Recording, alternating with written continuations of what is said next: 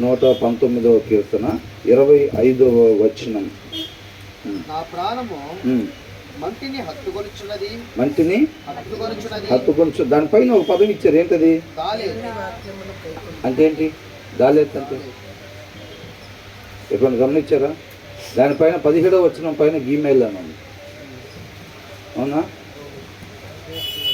9వ వచనం పైన బేట్. ఏంటయ్యన్నీ?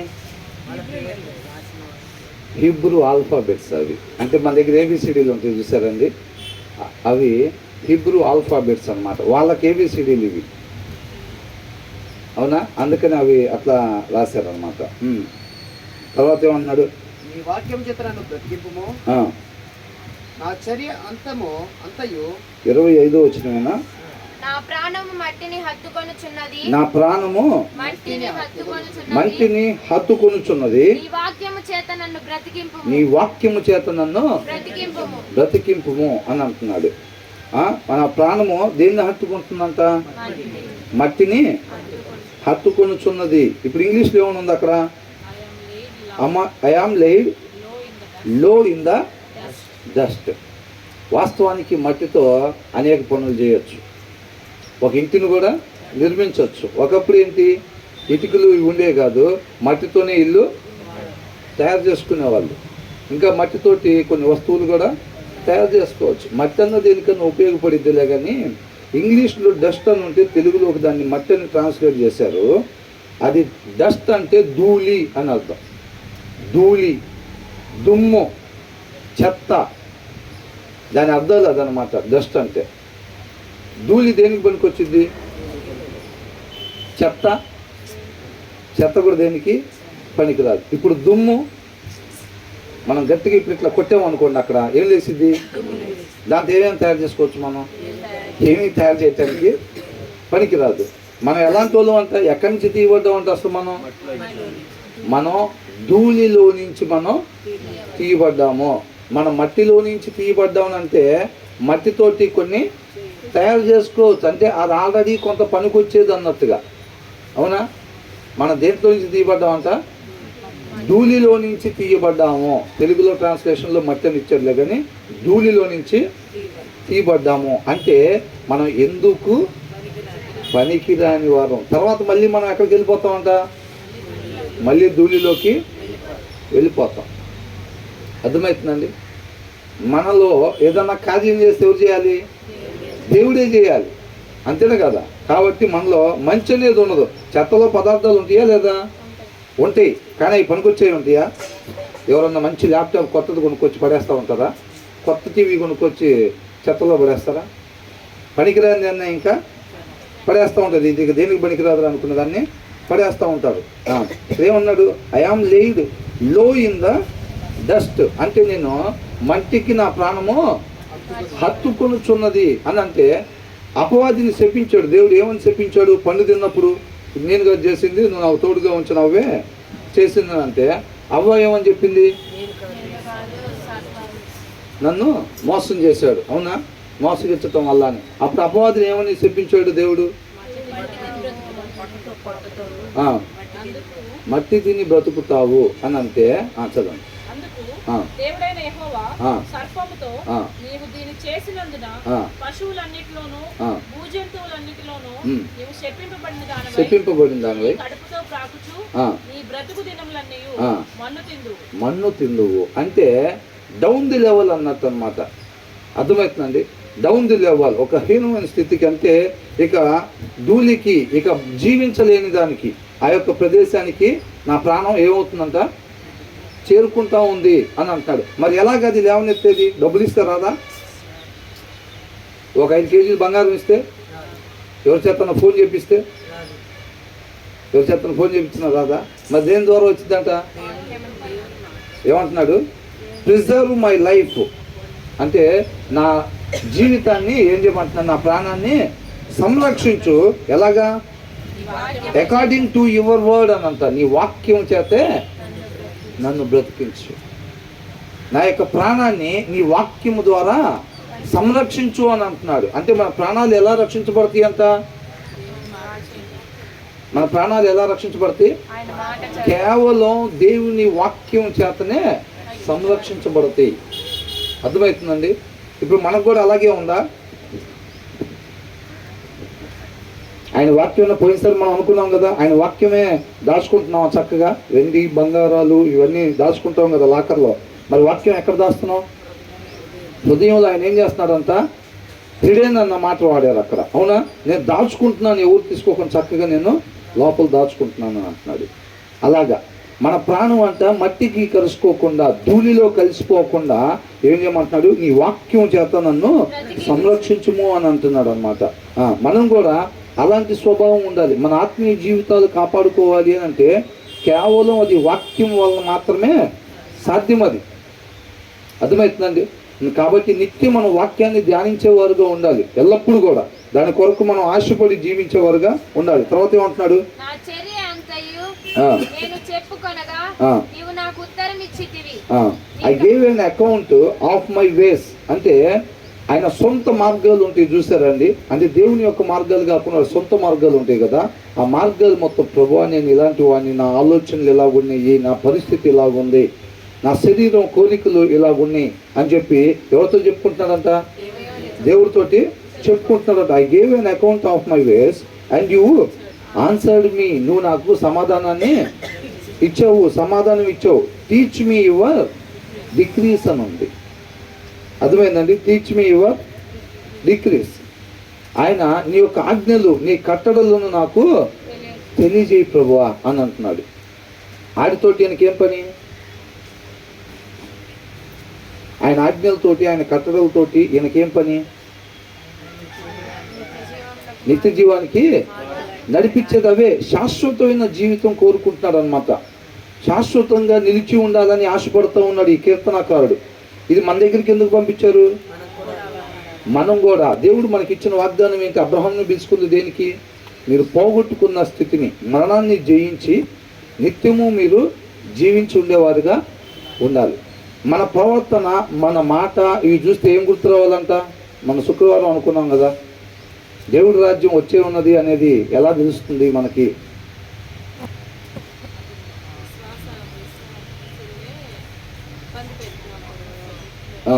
ఒక విశ్వాసిని లోకస్తుడు చంపినప్పుడు ఆ కుటుంబ సభ్యులు ఏం చేస్తారంట? క్షమిస్తారంట. అలా లోకంలో ఉన్న వాళ్ళు అయితే ఏం చేస్తారు? వాళ్ళ కుటుంబ సభ్యులను చంపితే ఈ మిగతా వాళ్ళు పగబెట్టుకొని రివెంజ్ అవకాశం కోసం ఎదురు చూస్తూ ఉంటారు. కానీ ఒక విశ్వాసం ఏం చేస్తాడంట? అతన్ని క్షమించి, అతనిలో వాక్యం లేదు, ఆ వాక్యం ద్వారా ఆయన పట్టబడాలి అని చెప్పి కోరుకుంటూ ఉంటాడు అన్నమాట. అది లోకంలో ఉండిద్దా? దానికి ఏమనుకున్నాం? యేసుక్రీస్తు వారు నిజమైన మెస్సయ్య నువ్వేనా, లేకపోతే మేము ఎవరి కోసం చూడాలా అని బాప్తిసం ఇచ్చి యోహాను యొక్క శిష్యులు వచ్చి అడిగినప్పుడు ఏమన్నాడు? కుంటివారు నడుస్తున్నారు, మగవాళ్ళు మాట్లాడుతున్నారు, గుడ్డి వాళ్ళు చూస్తున్నారు. ఇవన్నీ వెళ్ళి అక్కడ చెప్పండి అని తను కనపరుచుకున్నాడు అనమాట. మనం కూడా క్రీస్తుని కనపరచడం అంటే ఎట్లాగా? మనల్ని ఎవరైనా సరే కొట్టినప్పుడు మనం ఏం చేయాలి? తిరగబడి కొట్టాలా? కొట్టక వాళ్ళ మీద ప్రేమ చూపించేటప్పుడు. మనం వెళ్ళి ఒక ఏరియాలో సువార్త చెప్తానికి వెళ్ళినప్పుడు వాళ్ళు మాకేం అవసరం లేదు అసలు అని చెప్పి కొట్టే వాళ్ళు ఉంటారు. వీళ్ళకేముంటుంది? నువ్వు ఊరు బయటికి వెళ్ళాలని నీ సంగతి చూస్తా ఉన్నదా? ఆ ఊర్లో వాళ్ళు రక్షణ పొందాలనే భారం ఉంటుంది, ఆ ప్రేమ ఉంటుంది. వాళ్ళు నాటబడాల్సిన ప్రదేశంలో వాళ్ళు నాటబడి ఉన్నారు. మిగతా వాళ్ళందరూ మన శత్రువులుగా చూస్తారు. మనం వాళ్ళని ఎలా చూడాలి? మిత్రులుగా, వాళ్ళని ప్రార్థన చేసేవారుగా. శత్రువుల కొరకు మనం ఏం చేయాలంట? ప్రార్థన చేయాలి. వాళ్ళు మనల్ని ఎలా చూస్తారు? మనం వాళ్ళని ప్రేమిస్తుంటే వాళ్ళేమో మనల్ని శత్రువులుగా చూస్తారు. అయినా సరే వాళ్ళ కొరకు మనం ప్రార్థన చెయ్యాలి. అవి లోకంలో కనిపించేవి కాదు. వాళ్ళు మనల్ని నిందిస్తుంటే, అవమానిస్తుంటే, హేళన చేస్తుంటే, యేసుక్రీస్తు వారు మన కొరకు ఎలాగైతే భరించి తండ్రిని మహింపరిచాడో, ఎలాగైతే భరించాడో మనం కూడా ఏం చేయాలి? వాళ్ళు మనల్ని నిందిస్తుంటే, మంచి చేసినా సరే వాళ్ళు మనల్ని ఏం చేస్తారు? నిందిస్తారు, వాళ్ళు అవమానిస్తారు, అవహేళన చేస్తారు. ఏం చేస్తే? చెడు చేస్తే కాదు, మంచి చేసినప్పుడు కూడా వాళ్ళు మనల్ని అలాగే చూస్తారు. అప్పుడు మనం ఏం చేయాలంట? క్రీస్తులాగే మనం కూడా భరించి మనల్ని ఎవరిని కనపరచాలంట? క్రీస్తుని కనపరచాల. ఒరే వీళ్ళు మంచిగా ఉంటారు, వాళ్ళ మీద ఎట్లాగైనా నిందయ్యాలరా, వాళ్ళ మీద మచ్చేసి ఊరు మొత్తం చెప్పాలి, వాళ్ళు మంచోళ్ళు కాదన్నట్టుగా వాళ్ళ క్యారెక్టర్ అసాసినేషన్ చేయాలి, మనం వాళ్ళు చెడ్డవాళ్ళుగా మనం చిత్రీకరించాలి, క్రియేట్ చేయాలి మన కాలనీలో వాళ్ళని అనుకుంటూ ఉంటారు. కొంతమంది పని కట్టుకొని ఈ పని మీద ఉంటారు. అప్పుడు మనం ఏం చేయాలి తెలుసండి? వీడిని ఎంత నిందించినా కూడా 2000 సంవత్సరాల క్రితం ఒక ఆయన్ని మనం ఇట్లాగే చేసాంరా, ఆయనలాగా ఉన్నాడేంట్రా? ఎవరిలాగా? యేసుక్రీస్తులాగా. ఈయన ఎంత అవమానానికి గురి చేయాలి, సూసైడ్ చేసుకునేటట్టుగా చేయాలి, ఈయన అవమానపరచాలి, అవహేళన చేయాలి, అవకాశం దొరికితే కొట్టాలి, కుదిరితే చంపాలి రవి అని చూస్తూ ఉంటారా లేదా? లోకస్తులు, విశ్వాసుల్ని చూస్తూ ఉంటారు. అది జరుగుతుంది బయట. అప్పుడు మనకి ఎవరు కనపడాలంట? మనలో వాళ్ళకి క్రీస్తు కనపడాలి. 2000 సంవత్సరాల క్రితం ఒక ఆయన్ని కొడితే ఆయన అలాగే ప్రేమిస్తూ ఉన్నాడు. తండ్రి వీళ్ళు ఏం చేస్తున్నారో వీళ్ళకి తెలియదు, వీళ్ళని క్షమించు అంటున్నాడు. అంత బాధపడతా కూడా నా కోసం ఏడవబాకండి, మీకోసం, మీ పిల్లల కోసం ఏడవమని అంటున్నాడు. మనం అందరం కూడా తండ్రితో పాటు యుగ యుగాలు ఉండాలని ఆశపడుతున్నాడు, ఇష్టపడుతున్నాడు అన్నమాట. మనల్ని చూస్తే మన ప్రతి ప్రవర్తన కూడా క్రీస్తు మాత్రమే కనపడాలన్నమాట. 2000 సంవత్సరాల క్రితం ఒక ఆయన అవమానిస్తే ఎట్లాగా రియాక్ట్ అయ్యాడో వీళ్ళు కూడా అలాగే ఉన్నారేంట్రా? ఒక ఆయన్ని కొడితే ఎలా రియాక్ట్ అయ్యారో వీళ్ళు కూడా అలాగే ఉన్నారేంట్రా? ఆయన గుర్తొస్తూ ఉండాలి. అర్థమవుతుందండి? వాళ్ళకు ఒక డౌట్ పడిపోయింది అప్పుడు. ఏమని? రే వీళ్ళు అట్లయితే ఆయన మరణాన్ని జయించినట్టే వీళ్ళు కూడా మరణాన్ని జయిస్తారేమోరా. అవునా? జయిస్తామా లేదా? ఆయనలాగా చంపిన వారిని ఆ కుటుంబం క్షమించేటట్టుగా, కొట్టిన వారిని తిరిగి కొట్టకుండా ప్రేమ చూపించేటట్టుగా, శత్రువులుగా భావించే వారిని వారి కొరకు మనం ప్రార్థన చేసేటట్టుగా, నిందించిన వారిని మనం భరించి క్రీస్తుని మాత్రమే కనపరిచేవారుగా మనం ఉంటే, క్రీస్తు ఏ రీతిగా మరణాన్ని జయించి నిత్య జీవంలోకి వెళ్ళాడో మనం కూడా అదే రీతిగా మరణాన్ని జయించి నిత్య జీవంలోకి వెళ్తాం. అంతే. అదే మార్గం అని అంటున్నాడు, ఇరుకు మార్గం అని అంటున్నాడు. అవునండి. మంచి చేసి మీరు నిందలు అనుభవించడానికి, నిందలు పడటానికి, శ్రమలు అనుభవించటానికి, మంచి చేసి అవమానపడటానికి నేను మిమ్మల్ని పిలుచుకుంటున్నాను అంటున్నాడు దేవుడు. ఏమంటున్నాడు? మంచి చేసి అక్కడే నిలబడి ఇప్పుడు నాకు సెలవు గప్పి దండలేస్తారు అనుకుంటే అందరు చప్పట్లు కొట్టి అప్రిషియేషన్ చేస్తున్నారంటే నువ్వు తేడా పడినట్టుగా, నువ్వే పొరపాటు పడుతున్నావు. అర్థమవుతుందండి? మంచి చేసి ఏం చేయాలంట? శిష్యులందరూ ఏం చేశారు? మంచి చేశారా, చెడు చేశారా? వాళ్ళకి ఎలాంటి శాలువాలు కప్పారు? ఇట్లా శాలువాలు ఇట్లా కాదు, ఈ కొడవలు ఉంటాయి చూసారా, ఇట్లాగా తాటికాయలు కోసినట్టుగా కోసారు. పేతురు ఒక్కడు తప్ప మిగతా వాళ్ళందరూ కూడా కత్తివాత పడ్డారు, మామూలుగా ఉండిపోయి. అర్థమవుతుందండి? వాళ్ళు ఏమనుకున్నారు? మేము మంచి చేసాం కదా మమ్మల్ని అందరినీ సన్మానిస్తారని అనుకున్నారా? వాళ్ళ నిరీక్షణ ఇక్కడ ఉన్న దాని కొరకు కాదు, ఇక్కడేదో మాకు వచ్చింది బహుమానం అనేది కాదు. ఎప్పటి వరకు? కొంతమంది అనుకుంటారు మేము మొదట్లో అవమానం పడ్డా సరే తర్వాత మేము విజయవంతుల్లో ఉంటాం. ఎప్పుడు? 30 ఏళ్ళు నేను అవమానించినా సరే 30 సంవత్సరాల తర్వాత అయినా సరే నేను తలలాగా ఉంటా. నువ్వు 30 సంవత్సరాల తర్వాత ఉండో, 40 సంవత్సరాల తర్వాత ఉండో, 50 సంవత్సరాల తర్వాత ఉండో, బాక్సులో పెట్టి నాకు కూడా ఉండే పరిస్థితి ఏమీ ఉండదు. ఎప్పుడు మరి ఆ బూర శబ్దం ఎప్పుడైతే వినపడిద్దో, తీర్పు కోసం నిలబడతామో అప్పుడు మన బహుమానం అన్నమాట. అర్థమవుతుందండి? మన విశ్వాస జీవితమే కదా మంది. అవునా? మనకు వచ్చే బహుమానం ఎప్పుడు? 20 ఏళ్ళకా 30 ఏళ్ళకా ఓ పాలసీలు వేస్తారు. మీరు పాలసీలు వేస్తే మీ పిల్లలు ఎడ్యుకేషన్కి వచ్చేసరికి బ్రహ్మాండంగా ఉపయోగపడతాయి. కొంతమందికి మీ రిటైర్మెంట్కి వచ్చేసరికి మీకు అద్భుతంగా ఇన్కమ్ వస్తూ ఉంటుంది, నెలకింత ఇన్కమ్ వస్తూ ఉండిద్ది అని అంటూ ఉంటారు. మరి మనం ఇప్పుడు ఏదైతే విశ్వాసంతో మన జీవితాన్ని ముందు సాగుతున్నామో దానికి సంబంధించిన ఫండ్ ఎప్పుడు వచ్చింది? తీర్పులో నిలబడిన తర్వాతే. అంతే తప్ప 20 ఏళ్ళు అవుతుంది బాప్తీసం చేసుకొని విశ్వాసాన్ని కాపాడుకున్నాను, మీకు ఇప్పటి నుంచి నా బెంచ్ కారు ఇస్తాడేమో దేవుడు. ఏంటంట? ఇప్పటి నుంచి బెంచ్ కార్ ఇస్తాడేమో, డబుల్ స్టేర్ బిల్డింగ్లు ఇస్తాడేమో, లేకపోతే ఇంకోటి 30,000కి ఇస్తాడు అనుకుంటా. 30,000 నమ్మకంగా ఉన్నాగా, 40,000 నమ్మకంగా ఉన్నాగా అంటే కాదంట. ఎప్పటి వరకు అంట నమ్మకంగా ఉండాల్సింది? అంతం వరకు నమ్మకంగా ఉండాలంట. ఇక చివరిలో అయినా 60,000 వచ్చినాయి, ఇప్పుడైనా దేవుడు నన్ను ఏమైనా చూస్తాడేమో అని అంటే అది మనమే పొరపాటు పడినట్టుగా. అర్థమవుతుందండి? మనం అక్కడ మన కోసం బహుమానం సిద్ధపాటు చేస్తుంది. అంతే తప్ప మనం ఇలాంటివి చేసుకుంటా ఏదో ఒక రోజు నన్ను మీరే సెలవులు వేసి కప్పి సన్మానిస్తారు చూడండి ఒక స్టేజీ కట్టి అని అంటే మాత్రం ఏమన్నదో. స్టేజీ కడితే గిడితే ఎప్పుడు కడతారు? ఇంకా ఇక చివరిలో ప్రార్థన కూడికి పెట్టుకున్నప్పుడే కడతారు స్టేజీగా. అంతే. మనం అప్పుడు కోసమే చూడాలి. మనం బహుమానం మనకు అప్పుడే వచ్చేది. పొరపాటు పడి అవునా బ్రదర్? మేమేదో ఈ మధ్యలో ఉద్యోగాలు ఇస్తారని, మంచి సంబంధాలు ఇస్తారని, మంచి ఆరోగ్యం ఇస్తారని, అప్పులు లేకుండా ఉంటారు, అప్పులు తీరుస్తాడని చెప్పి మనం వచ్చామే అని అంటే రాంగ్ రూట్కి వచ్చినట్టే, రాంగ్ ప్లేస్కి వచ్చినట్టే. ఆయన ఇష్టపడితే చేయొచ్చు అవి చిన్న చిన్న కార్యాలు. అవునా? లాజర్ని లేపాడు, మళ్ళీ చచ్చిపోలేదా? చచ్చిపోయాడా లేదా? స్వస్థత చేశారు కొంతమందికి యేసుక్రీస్తు వారు. ఇప్పుడు కాళ్ళు లేని వాళ్ళకి కాళ్ళు వచ్చినాయి. తర్వాత 2 కాళ్ళు పట్టుకుని బాక్స్లో పెట్టారా లేదా? అవి కాదు మనకి ఈ కొంతకాలం ఉండిపోయేది కోసం కాదు, శాశ్వతమైన దానికోసం అన్నమాట. మనం ఎవరైతే విశ్వాసం కలిగి ఉంటారో దేవుడు మాట్లాడే మాటలు వాళ్ళకి అర్థమవుతూ ఉంటాయి. లోక సంబంధంగా ఉంటారో వాళ్ళకి అర్థం కాదు సరిగ్గా, వాళ్ళకి సరిగ్గా అర్థం కాదు. ఆ తర్వాత ఏమంటున్నారు ఇక్కడ? ఆయన ఆజ్ఞలు అంటే నీ ఆజ్ఞలు నాకు తెలియపరచు ప్రభువా అని అంటున్నాడు అనమాట. మాకు రేషన్ కార్డు లేదండి, రాయండి. రేషన్ కార్డులు రాస్తున్నారు అనగానే ఏం చెప్తాం మనం? అసలు మొత్తం అక్కడ ఉంటారు పని మానుకొని వెళ్ళి రేషన్ కార్డులు రాస్తున్నారు. అవునా? అమ్మఒడి రాస్తున్నారంటే, పేర్లు రాస్తున్నారంటే, ఇళ్ల స్థలాలు రాస్తున్నారంటే, ఊరు మొత్తం పోయి అక్కడే వాక్యం చెబుతున్నారంటే వాక్యం సరేలే రేడియోలో పెట్టు. ఖాళీగా ఉన్నప్పుడు రేడియోలో కానీ టీవీలో కానీ పెట్టుకుంటాంలే. అక్కడ వాక్యం చూపుతున్నారన్న పద అంటే ఎందుకు పద నేను వస్తానులే. ఈ చివరి నుంచి ఆ చివరి దాకా ఎన్ని ఇళ్ళు అడిగితే ఎంతమంది వస్తారు? అదే ఇళ్ల స్థలాలు ఇస్తున్నారంటే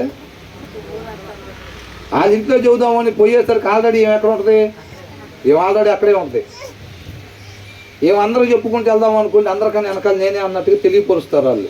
మేము ఆల్రెడీ పొద్దునే వచ్చాం 5ంటికే అనుకుంటారు. అవునా? వాక్యం చెబుతున్నారంటే మాత్రం కనపడతారు. తర్వాత ఏమంటున్నాడు? Teach me your decrease. ఏం చెప్పాలంట ఈయనకి? నీ ఉపదేశ మార్గమును అని అంటున్నాడు. అంటే నువ్వేదైతే చెప్తున్నావో అది ఏ మార్గం వైపు చూపిస్తుందో ఆ మార్గాన్ని నాకేమంటున్నాడు? బోధపరుచు, నాకు అర్థమయ్యేటట్టుగా చెయ్యి. నువ్వు ఏ మార్గం అయితే చెప్తున్నావో ఆ మార్గంలోకి నేను వెళ్ళేటట్టుగా, నాకు అర్థమయ్యేటట్టుగా చెయ్యి అని అంటున్నాడు. అవసరమైతే అది నోటితో చెప్తావో, లేదంటే ఒక దెబ్బ కొట్టాల్సి వస్తే కొడతావో, ఏదైనా కానీ నాకేం చెప్పమంటున్నాడు? నీ ఉపదేశ మార్గము, ఆ మార్గం నాకు బోధపరుచుము అని అంటున్నాడు అన్నమాట. Cause me to understand the way of your precepts అని అంటున్నాడు. వే ఆఫ్, నీ ఆజ్ఞల మార్గం అన్నమాట. నీ ఆజ్ఞల మార్గము నాకు తెలిసేటట్టుగా చెయ్యి. ఏదో ఒకటి వెళ్ళి కొసేపు కూర్చొని వస్తే అదే పుణ్యం వచ్చింది. అదేనా? కాసేపు కూర్చొని వస్తేనా? మనకు అర్థం కాకపోతుంటే ఏం చేయాలి? నీ జ్ఞానం కొద్దుగా ఉంటే ఏం చేయమంటున్నాడు? దేవుణ్ణి అడగమంటున్నాడు. నన్ను అడుగు అని అంటున్నాడు.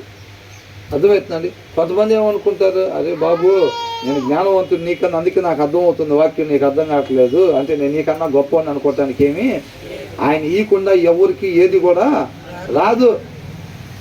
ఈ భూమి మీద ఎవరైనా సరే, అమెరికా అధ్యక్షుడైన ఎక్కడి నుంచి తీయబడ్డాడంట? ధూళి నుంచి తీయబడ్డాడంతే. అర్థమవుతుందండి? కాబట్టి మనిషిలో ఏ గొప్పతనం ఉండదు ఆయన లేకుండా. Cause me to understand the way of your precepts that I may meditate on your wonderful deeds అని అంటాడు. అప్పుడు ఏం చేస్తాడంట? నీ ఆజ్ఞల మార్గం నాకు తెలియపరచు ప్రభువా. ఎలాగైనా సరే, ఏ పరిస్థితుల్లో నుంచి వెళ్తే నీ యొక్క ఆజ్ఞల మార్గమును, నీ ఉపదేశ మార్గము నువ్వు ఏదైతే చెప్తున్నావో ఆ మార్గంలోకి నేను వెళ్ళాలి అని అంటే, ఏ పరిస్థితులు నాకు కావాలో ఆ పరిస్థితులు నాకు ఎలో చేయని అంటున్నాడు. ఆ పరిస్థితుల్లోకి నన్ను నడిపించు అంటున్నాడు. నాన్న ఒకవేళ అది రావాలంటే, అది తెలియాలంటే నీకు షుగర్ రావాల్సి ఉంటుంది. ఎందుకంటే నువ్వు ఎక్కువ తినేస్తూ ఉంటావు, దానివల్ల నీ శరీరం సహకరించదు. నీకు షుగర్ ఉందనుకో ఆటోమేటిక్గా నువ్వు అంతంతా తినవు. మరి ఏం చేయమంటావు నన్ను అంటే, మరి ఏమంటాడు కీర్తనకారుడు? ఏమంటాడు? సరే, కీర్తనకారుడు అంటే ఇబ్బంది పడుతున్నారా? ఆ ప్లేస్లో మనమే ఉన్నాం అనుకోండి, ఏమనాలి? దాన్ని జరిగించని అంటున్నాడు. అర్థమవుతుందండి? ఏమంటున్నాడు? నీ ఉపదేశ మార్గమును నాకు బోధపరుచుము అని అంటున్నాడు. అంటే ఏ పరిస్థితుల్లోంచి నేను వెళ్ళాలో, అది ఎంత ఇబ్బందికరమైన ఏదైనా ప్రభువా దాంట్లోకి నన్ను ప్రవేశపెట్టు. అది కష్టంగా ఉంటుంది బేట అని అంటే, అమ్మో కష్టమైతే వద్దులే నేను ఈ పక్కదారిలోనే వెళ్తాను అని అనుకుంటున్నాడా? అది ఎలాంటిదైనా సరే ఆ మార్గంలోకి నన్ను నడిపించు అని అంటున్నాడు. That I may meditate on your wonderful deeds. అప్పుడంట ఈయన దేన్ని ధ్యానిస్తాడంట? దేవుని యొక్క ఆశ్చర్య కార్యాలని ధ్యానిస్తాడంట. దాని మీద ఈయన స్టడీ చేస్తాడనమాట. అర్థమవుతుందండి? ఇప్పుడు ఒక వ్యక్తి చేసే పనులు చూస్తుంటే, ఒక వ్యక్తి చేసే పనులు చూసినప్పుడు ఆ వ్యక్తి ఏంటో అర్థమవుతాడు మనకి. అర్థమవుతుందండి? ఇప్పుడు ఆ వ్యక్తి ఏంటో అన్నది మనకి ఎలా తెలిసిద్ది? ఎప్పుడైనా అసలు ఎట్లా ఆలోచిస్తున్నాడు, ఏం పనులు చేస్తున్నాడు, ఎలా మాట్లాడుతున్నాడు, ఎలా ప్రవర్తిస్తున్నాడు, దాన్ని బట్టి అది ఆ వ్యక్తి అని మనం కన్ఫర్మ్ చేస్తాం. అవునా కదా? అప్పుడు ఈయన ఏం చేస్తాడంట? నీ ఉపదేశ మార్గమును నాకు బోధపరచు, మిస్ అవ్వకుండా నువ్వు ఏదైతే దారి చెప్తున్నావో ఆ దారిలో నేను ఉండేటట్టుగా నన్ను నడిపించు, నాకు నేర్పించు అని అంటున్నాడు. అర్థమవుతుందండి? అప్పుడు దాని తర్వాత ఏమంటున్నాడు? ఇంకా దేవుడు చేసే ఆశ్చర్య కార్యాలంతా ధ్యానిస్తాడంట. అంటే పరీక్షిస్తూ ఉంటాడు, పరిశీలనగా చూస్తూ ఉంటాడు, మెడిటేట్ చేస్తాడు దాన్ని. అప్పుడు ఎవరు అర్థమవుతారు? దేవుడు అర్థమవుతాడు. దేవుని యొక్క ఆశ్చర్యమైన కార్యాలని ఈయన ఎప్పుడైతే ధ్యానిస్తూ ఉంటాడో దేవుణ్ణి దేవుడిగా తెలుసుకుంటాడు అనమాట. అది ఈయనకు కావాల్సింది. అర్థమవుతుందండి? దేవుణ్ణి దేవుడిగా తెలుసుకుంటాడు. అంటే ఈయన ఉండాల్సిన రీతిగా మాత్రమే ఉండాలని కీర్తనాకారుడు ఇష్టపడుతున్నాడు అనమాట. దేవుడు మహాకృపను బట్టి ఇది మన దగ్గరికి పంపించారు అని అంటే మనం కూడా ఎలా ఉండాలనుకుంటున్నాడు? దేవుడు అలాగే ఉండాలి అని అనుకుంటున్నాడు. ఎలాంటి మార్గం అవసరమైతే ప్రభువా నా మహిమ కొరకు అలాంటి మార్గాన్ని నన్ను నడిపించు, నువ్వే నేర్పించు అని అంటున్నాడు. ఇది ధ్యానించేటప్పుడు అనేక మంది, అంటే ఒక ట్యూషన్ టీచర్ దగ్గర కూర్చొని ఉన్న పిల్లల్లాగా, ఒక క్లాస్లో మాస్టర్ దగ్గర కూర్చున్న ఒక స్టూడెంట్ లాగా, ఒక తల్లిదండ్రుల దగ్గర ఉండే పిల్లల్లాగా ఇవన్నీ కూడా కనిపిస్తూ ఉన్నాయి అన్నమాట మనకి. అర్థమవుతుందండి? వాక్యంలో అంత సీరియస్నెస్ తీసుకోవాలి. కొంతమంది ఏమనుకుంటారు, బ్రదర్ అంత డెప్త్ అవసరం అంటారా? ఒక 3 పాటలు, ఒక 10 నిమిషాలు ప్రార్థన ఏంటి? లేదు ఒక 20 నిమిషాలు వాక్యం సరిపోదంటారు మనకి అంటున్నారు. రాబోయే దినాల్లో అంట యోబు, దానియేలు ఇట్లాంటి వాళ్ళు కూడా కేవలం వాళ్ళనే రక్షించుకోగలుగుతారు తప్ప మిగతా వాళ్ళని రక్షింపలేరంట. అలాంటి దినాలు రాబోతున్నాయి. అర్థమవుతుందండి? కొద్దిగా అనుకుంటే యుద్ధానికి చీపురు పొలు తీసుకుని పోయినట్టే. ఏదో ఒకటి తెచ్చుకున్నాం కదండి, లేదంటారు ఏంది? ఏదో ఒకటి తెచ్చుకున్నాం, కాపాడిద్దని అది కాపాడలేదు. అవునా? ఇప్పుడు యేసుక్రీస్తు వారు కూడా పైపోయిన వాక్యాన్ని, ఆయనే వాక్యం అయి ఉన్నాడు. నేను మామూలుగా చెప్తున్నా, అపవాది వచ్చి శోధించినప్పుడు ఆయనే పైపోయిన వాక్యాన్ని పట్టుకుంటే నిలబడతారా? నిలబడలేదు.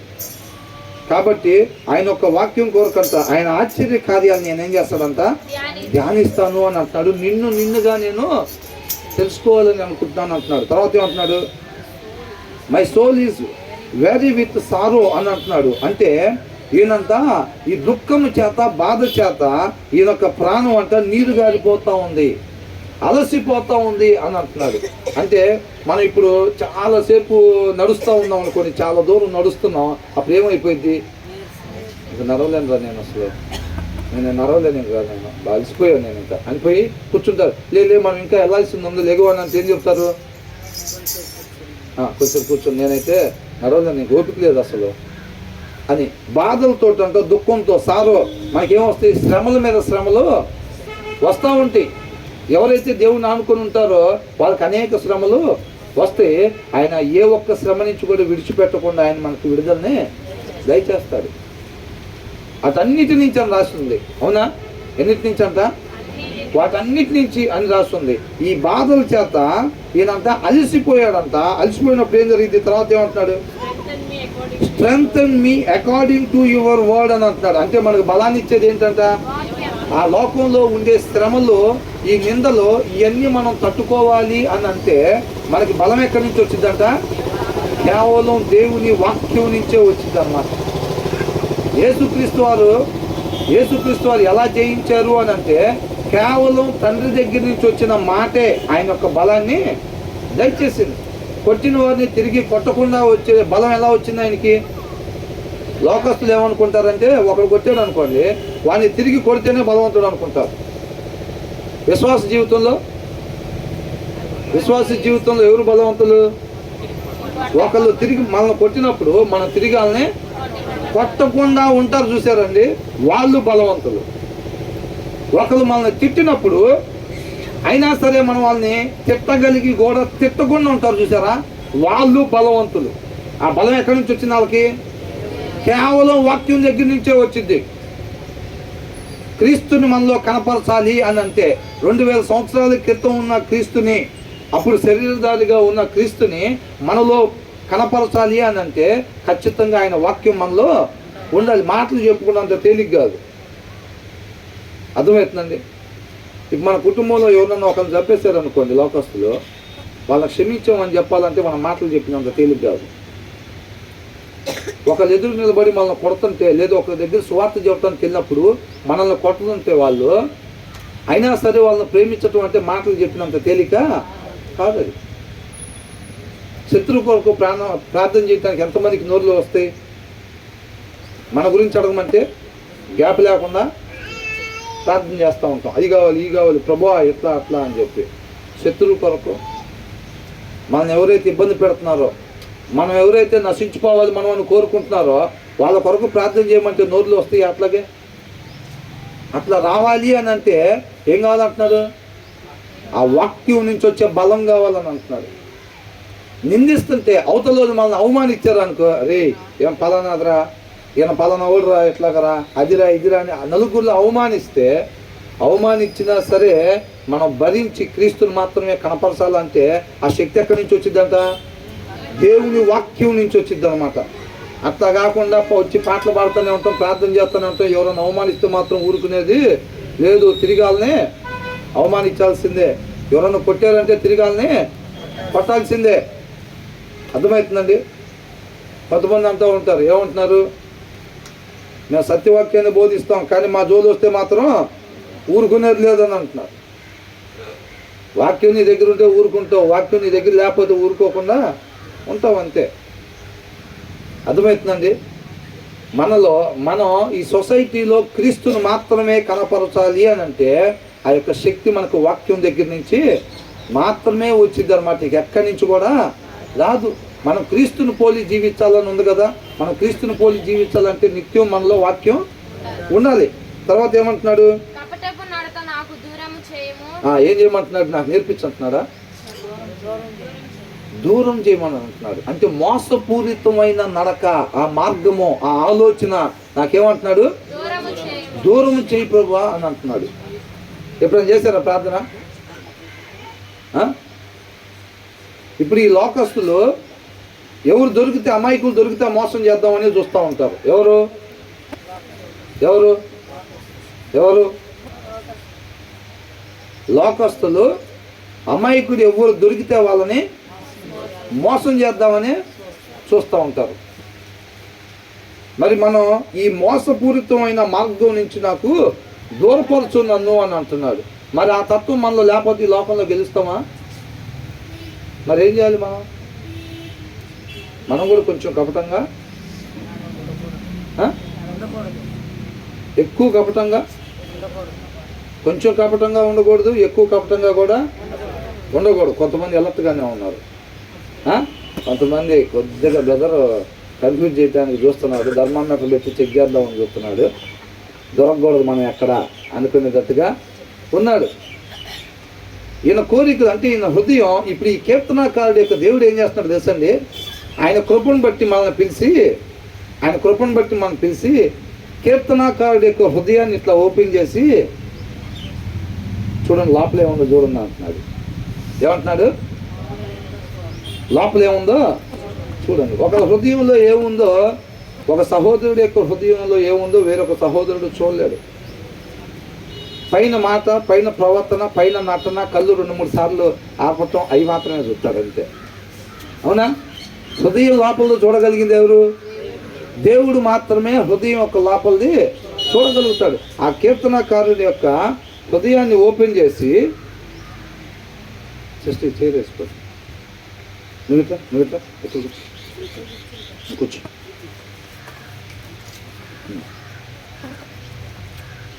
ఆ కీర్తనకారుడి యొక్క హృదయాన్ని ఏం చేస్తున్నాడంట? ఎంతైంది టైము? 40 minutes కూడా అవ్వాల. 40 minutes కూడా కాలేదు, అప్పుడే అయిపోతుంది ప్రోగ్రాం. ఏం చేస్తున్నాడు? కీర్తనకారుడి యొక్క హృదయాన్ని ఓపెన్ చేసి చూపిస్తున్నాడు దేవుడు. చూడండి లోపల ఎలా ఉందో, ఏమేమి ఉన్నాయో చూడండి, ఉండాల్సినవి ఇవి హృదయంలో అని అంటున్నాడు అన్నమాట. అర్థమవుతుందండి? ఆయన ఏమడుగుతున్నాడు? ఆయన కీప్ మీ ఫ్రమ్ డిసీట్ఫుల్ వేస్, మోసపూరితమైన మార్గాల నుంచి నన్ను దూరపరచు, దూరంగా ఉంచు, అలాంటి మార్గాల్లో నన్ను నడిపించు బాకు. ఇప్పుడు కొంతమంది ఏమంటారు? లోక సంబంధమైనవి చెప్పుకుంటా ఇదే సత్య మార్గం అని చెప్తూ ఉంటారు. అది ఏ మార్గం? అది మోసపూరితమైంది, మోసం చేసింది. అది ఒరిజినల్ నోట్ లాగే ఉండే డూప్లికేట్ నోట్ అన్నమాట. ఎలా మోసపోతాం? ఎక్కడి నుంచి వచ్చింది ఈ నోట్ నీకు? ఇది ఫేక్ అంటే, సార్ ఒరిజినల్ అనుకున్నానండి, సేమ్ అలాగే ఉంటే ఏం చేశాడంట? మోసపోయాడు. వాళ్ళు ఏం చెప్తారు? ఒరిజినల్ నోట్ లాగానే దాన్ని తయారు చేస్తారు. అబద్ధ బోధ ఎలా చెప్తారు? అబద్ధ బోధ ఎలా చెప్తారు? ఇది సత్యబోధ అని చెప్తారు. అవునా కదా? ఇది సత్యబోధ అంట, కానీ అది ఏం బోధ అంట? అబద్ధ బోధ. మరి మనకి అబద్ధ బోధ దగ్గరికి వెళ్ళకుండా మనం సత్యం దగ్గరికే వెళ్ళాలి అని అంటే ఏం చేయాలంట? ఫస్ట్ ఆయన కృపని కోరుకోవాలి, ఆయనకి ప్రార్థన చేసుకోవాలి. మనం ఒకవేళ వేరే ఒక ఊరు వెళ్ళి అక్కడ ఉండాల్సి వచ్చినా, లేదు ట్రాన్స్ఫర్లు అయినా, లేకపోతే ఏదైనా సరే, ఈ ప్రదేశంలో సత్యవాక్యం ఎక్కడ దొరికిద్ది, మనకు ఎలా తెలిసిద్ది అని అంటే ఫస్ట్ మోకరించి ప్రార్థన చేయాలి. మోకరించి, ప్రభువా నీ మార్గం ఏదైతే ఉందో అక్కడికి నన్ను నడిపించు అని చెప్పి మనం ప్రార్థన చేసుకున్నప్పుడు ఖచ్చితంగా ఎలా ఉండి ప్రార్థన చేయాలి? మన ప్రార్థన ఆయన ఆలకించాలంటే ఆయన మాట ప్రకారంగా లైన్ మీద ఉండి ఎవరెవరైతే ప్రార్థన చేస్తారో ఆ లైన్ మీద ఉండే వాళ్ళ ప్రార్థన ఆయన ఆలకిస్తాడు. వాళ్ళకి జవాబు ఇవ్వడానికి ఆయన రెడీగా ఉంటాడు అంత ఎనీ టైం. అర్థమవుతుందండి? లైన్ మీద ఉండే వాళ్ళు చేసే ప్రార్థన ఆయన ఆలకిస్తాడు. కాబట్టి మన ప్రార్థన ఆయన ఆలకించి జవాబును దయచేయాలంటే మనం వాక్యానుసారంగా ఉండాలి. కాబట్టి సత్యవాక్యం ఎక్కడైతే దొరికిందో అక్కడికి నువ్వు నన్ను నడిపించు ప్రభువా అని చెప్పి మనం ప్రార్థన చేయాలి. అప్పుడు వాడు ఏం చేస్తాడు? అపవాది ఏం చేస్తాడు? ఒరిజినల్ డోర్ కనపడకుండా అలాంటి డోర్లన్నీ తయారు చేసి పెడతాడు. ఒక విశ్వాస జీవితం ఎలా ఉంటుంది? మన మధ్యలో ఉన్నాం అనుకోండి, ఇప్పుడు అలా డోర్ ఉంది కదా బయటికి వెళ్తానికి అన్నట్టుగా, అలాంటి డోర్లే చుట్టూ ఉంటాయి. వాడు సెట్ చేస్తాడు. ఒరిజినల్ డోర్ పక్కనే అవన్నీ సెట్ చేస్తాడు అనమాట, నీకు కనపడకుండా. ఏ డోర్ చూసినా ఇటు నుంచి అనుకుంటా బయటకు వెళ్ళాల్సింది, ఇటు నుంచి అనుకుంటా బయటకు వెళ్ళాల్సింది అన్నట్టుగానే అనిపించింది. వాడు అట్లా సెట్ చేస్తాడు అన్నమాట, మోసం చేయటానికి. అవనేం చేశాడు? మోసం చేశాడు. అర్థమవుతుందండి? వాడు ఫస్ట్ డౌట్ క్రియేట్ చేస్తాడు, తర్వాత మోసం చేస్తాడు అంతే కదా. కాబట్టి ఈ మోసపూరితమైన కీప్ మీ ఫ్రమ్ డిసీట్ఫుల్ వేస్, మోసపూరితమైన మార్గాలు, సత్య మార్గం అని చెప్పి తప్పుడు మార్గాలు చెబుతుంటే వాటి దగ్గరికి నేను పోకుండా నన్ను దూరపరుచు. బీ గ్రేషియస్ టు మీ అని అంటున్నాడు. ఏమంటున్నాడు? నా ఎడల దయ చూపించి and teach me your law అని అంటాడు. నీ ఉపదేశాన్ని నా ఎడల దయ చూపించి అనేది తెలుగులో లేదు. కాబట్టి దయచేయమని ఉంది కానీ దయ చూపించనేది లేదు. కాబట్టి వాస్తవానికి అక్కడ ఉన్నది ఏంటి? బీ గ్రేషియస్ టు మీ, నా ఎడల దయ చూపించి. నేను అబద్ధపు మార్గంలోకి నేను వెళ్లకుండా నా ఎడల దయ చూపించి నీ మార్గాన్ని నాకు బోధించు అని అంటున్నాడు. టీచ్ మీ యువర్ లా, నీ ఉపదేశము నాకు బోధించు అని అంటున్నాడు. ఏమాత్రం కూడా తప్పిపోకూడదు అనేది. అది పోయిందంటే సమస్తం పోయినట్టే. 7 సబ్జెక్టులు పోయిన ప్రాబ్లం ఏం లేదు. మనం ఇది తీసుకుంటారు అని అదొకటి నాకు మళ్ళీ ఎక్కడేదో అట్లా అయిందని కాదు, అక్కడ అసలు మిస్ కాకూడదు. శాశ్వతమైంది మిస్ కాకూడదు అనేది ఈయన భయం అన్నమాట. ఆ భయం నీలో నాలో ఉందా అని అడుగుతున్నాడు. అంతవరకు ఆ భయము వణుకు మనలో కలిగి ఉండాలంట మనం. అర్థమవుతుందండి? ఫైనల్ ఎగ్జామ్స్ వస్తుంటే ఫైనల్ ఎగ్జామ్స్ ఎగరా ఏముంది అనుకుంటావా? ఫైనల్ ఎగ్జామ్స్ ఎగర ఏమన్నా అనుకుంటావా? అలా ఉండడానికి వీల్లేదు అంటున్నాడు. అవునా? కాబట్టి ఆ భయము వనుకు be gracious to me and teach me your law. I have chosen the way of faithfulness. ఈయన ఏ మార్గాన్ని ఎన్నుకున్నాడంట? సత్య మార్గం. విశ్వాసపు మార్గం అన్నమాట. ఫెయిత్ఫుల్నెస్ అంటున్నాడు. I have chosen the way of faithfulness. రెండు దారులు ఉంటాయండి ఈ లోకంలో. ఒకటి విశ్వాసంతో పోయే మార్గం, ఒకటి లోక మార్గం అన్నమాట. ఈ లోకంలో కనిపించే వాటి కొరకు, డబ్బు కొరకు, పేరు కొరకు, ఆరోగ్యం కొరకు, అంతస్తుల కొరకు పోయేది ఒకటి. రెండో మార్గం ఏంటంటే ఈ ఫెయిత్ఫుల్ వే అనేది అది మనకు కనిపించదు అసలు. అర్థమవుతుందండి? ఈ బైబిల్లో రాయబడిన వాళ్ళందరూ కూడా ఆ విశ్వాసపు మార్గం గుండానే వెళ్ళారు. మన నిరీక్షణ ఏంటంట? దేవునితో పాటు యుగ యుగాలు ఉండేది. ఎవరైనా ఉంటే మనం చూసామా? చూడలేదు. మనం లేపబడతామా లేదా? మనం చూసామా? చూడలేదు. ఇవన్నీ కనిపిస్తాయా? కనిపించవు. వాటి కొరకు మన ప్రయాణం అన్నమాట. మన చూపు ఎక్కడ ఉండాలి? ఈ లోక సంబంధంగా మన కన్నులు మూయబడాలి. విశ్వాస సంబంధమైన నేత్రాలతో మాత్రమే ఒక విశ్వాసం ముందుకు పోవాలి. ఎప్పుడైనా లోక సంబంధమైన కళ్ళు తెరిసావు అంటే తేడా పడిద్ది అంటే వ్యవహారం. అర్థమవుతుందా? అది అంటున్నాడు. ఏమంటున్నాడు? I have chosen the way of faithfulness. విశ్వాసానికి సంబంధించిన మార్గాన్ని నేను ఎన్నుకున్నాను అంటున్నాడు. ఆ మాట మనకు రాపిచ్చాడంటే నువ్వే మార్గాన్ని ఎంచుకున్నావు అని అడుగుతున్నాడు దేవుడు. లోక మార్గాన్ని ఎంచుకున్నావా అని అంటున్నాడు. నీకు లోకంలో ఉన్నది వచ్చింది కావాలంటే రావట్లేదా? ఒకసారి ప్రపంచ కుబేరుడు ఎలన్ మస్క్ ఏం చెప్తున్నాడు? నేను ఆఫీస్లోనే టిఫిన్ చేసేవాడంట, ఆఫీసులో భోజనం చేసేవాడంట, ఆఫీసులోనే నిద్రపోయేవాడంట కొన్నిసార్లు. ఈ లోకంలో కావాల్సింది సాధించుకున్నాడు. అర్థమవుతుందా? నీకు రెండిట్లో ఏది కావాలో కోరుకోమంటున్నాడు. లోక సంబంధమైన దాని కొరకు ఈ కన్నులు, ఈ లోక సంబంధమైన నేత్రాలతో మనం ముందుకు సాగామనంటే లోకంలో ఉన్నాయి మనకు వస్తాయి. కార్లు కొంటాం, బంగళాలు కొంటాం, మంచి ఆరోగ్యంగా ఉంటుంది, అంతా బాగానే ఉంటుంది. అవునా? తర్వాత అక్కడ ప్లేస్ మాత్రం ఉండదు. విశ్వాసానికి సంబంధించిన నేత్రాలు కలిగి ఉన్నామంటే మనం నువ్వు ఇక్కడ చూసే ఈ గొప్ప గొప్ప అనుకునేది ఏది కూడా నీకు రాదు. దానికి నేను సిద్ధం అంటున్నాడు. దానికి నేను ఇష్టపడ్డా ఓకే అని అంటున్నాడు. కృప కావాలా, కోట్లు కావాలా అంటే ఏమంటున్నాడు? కృపే కావాలని అంటున్నాడు. I have chosen the way of faithfulness. విశ్వాసానికి సంబంధించిన మార్గాన్ని నేను ఎన్నుకున్నాను అంటున్నాడు. కాబట్టి మనం ఈ లోక మార్గాన్ని ఎన్నుకొని మనం అటు చూసుకుంటా ఉంటే అక్కడ ఏమీ రాదు. విశ్వాసానికి సంబంధించిందే కావాలి. ఆ మార్గంలో పోతుంటే ఏమైందంట? ఎదుటి వాళ్ళకి మేలు చేయగానే మనం వాళ్ళకి తినడానికి లేకపోతే మనం ఏం చేస్తాం? ఒక 5 కేజీలు బియ్యం కానీ వాళ్ళ ఇంటి పక్కన వాళ్ళకి ఏం చెప్పుకుంటారు?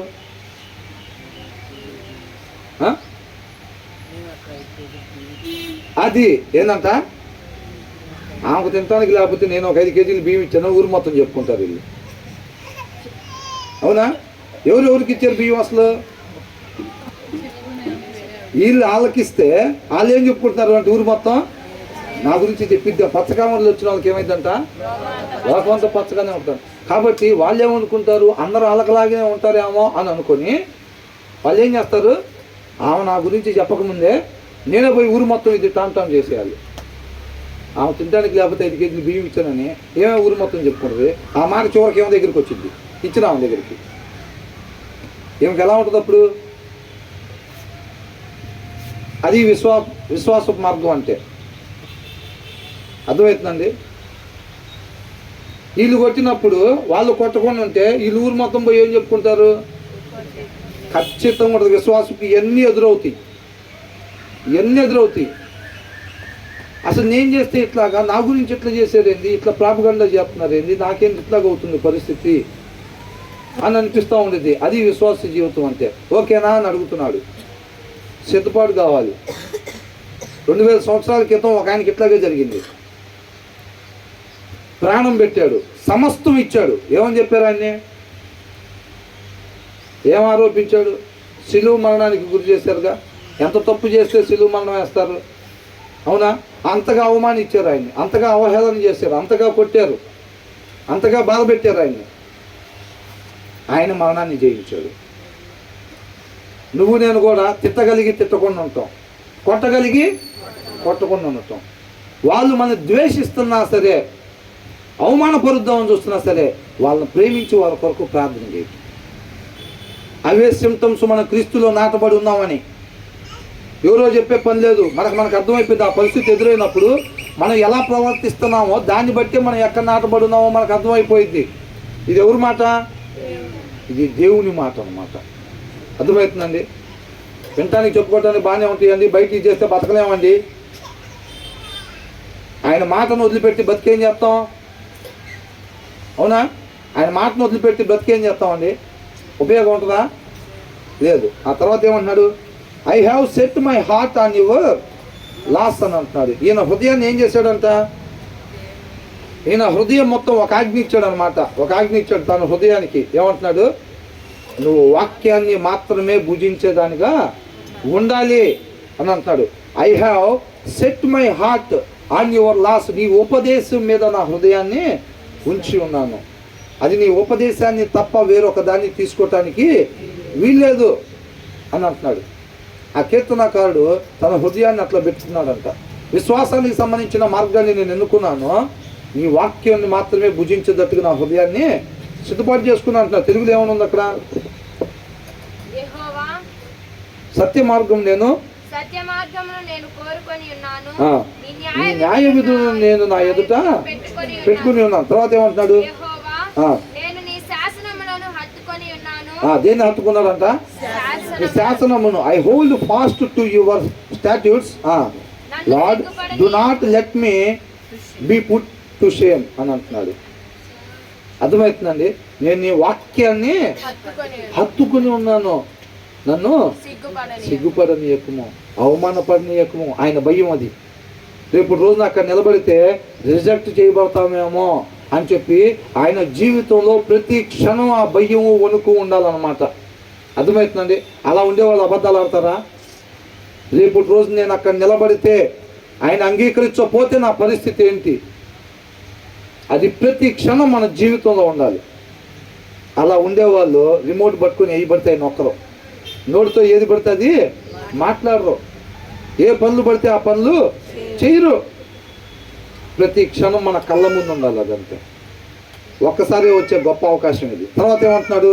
నా హృదయమును నీవు విశాలపరచినప్పుడు నేను నీ ఆజ్ఞల మార్గమున పరిగెత్తుదును. బా, ఏం చేస్తాడంట?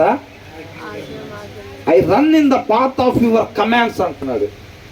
ఎలాగంట? ఆయన ఆజ్ఞల మార్గంలో మనం ఏం చేయాలంట? నిదానంగా రోజుకొక అధ్యాయం. ఏంటంట? కుదిరితే వారానికి ఒక అధ్యాయం, లేకపోతే శుక్రవారం ఒక 5 వచనాలు, ఆదివారం ఒక 10 వచనాలు. అంతేనా? అదేనా పరిగెత్తడం అంటే? మరి పరిగెత్తడం అంటే ఏంటి?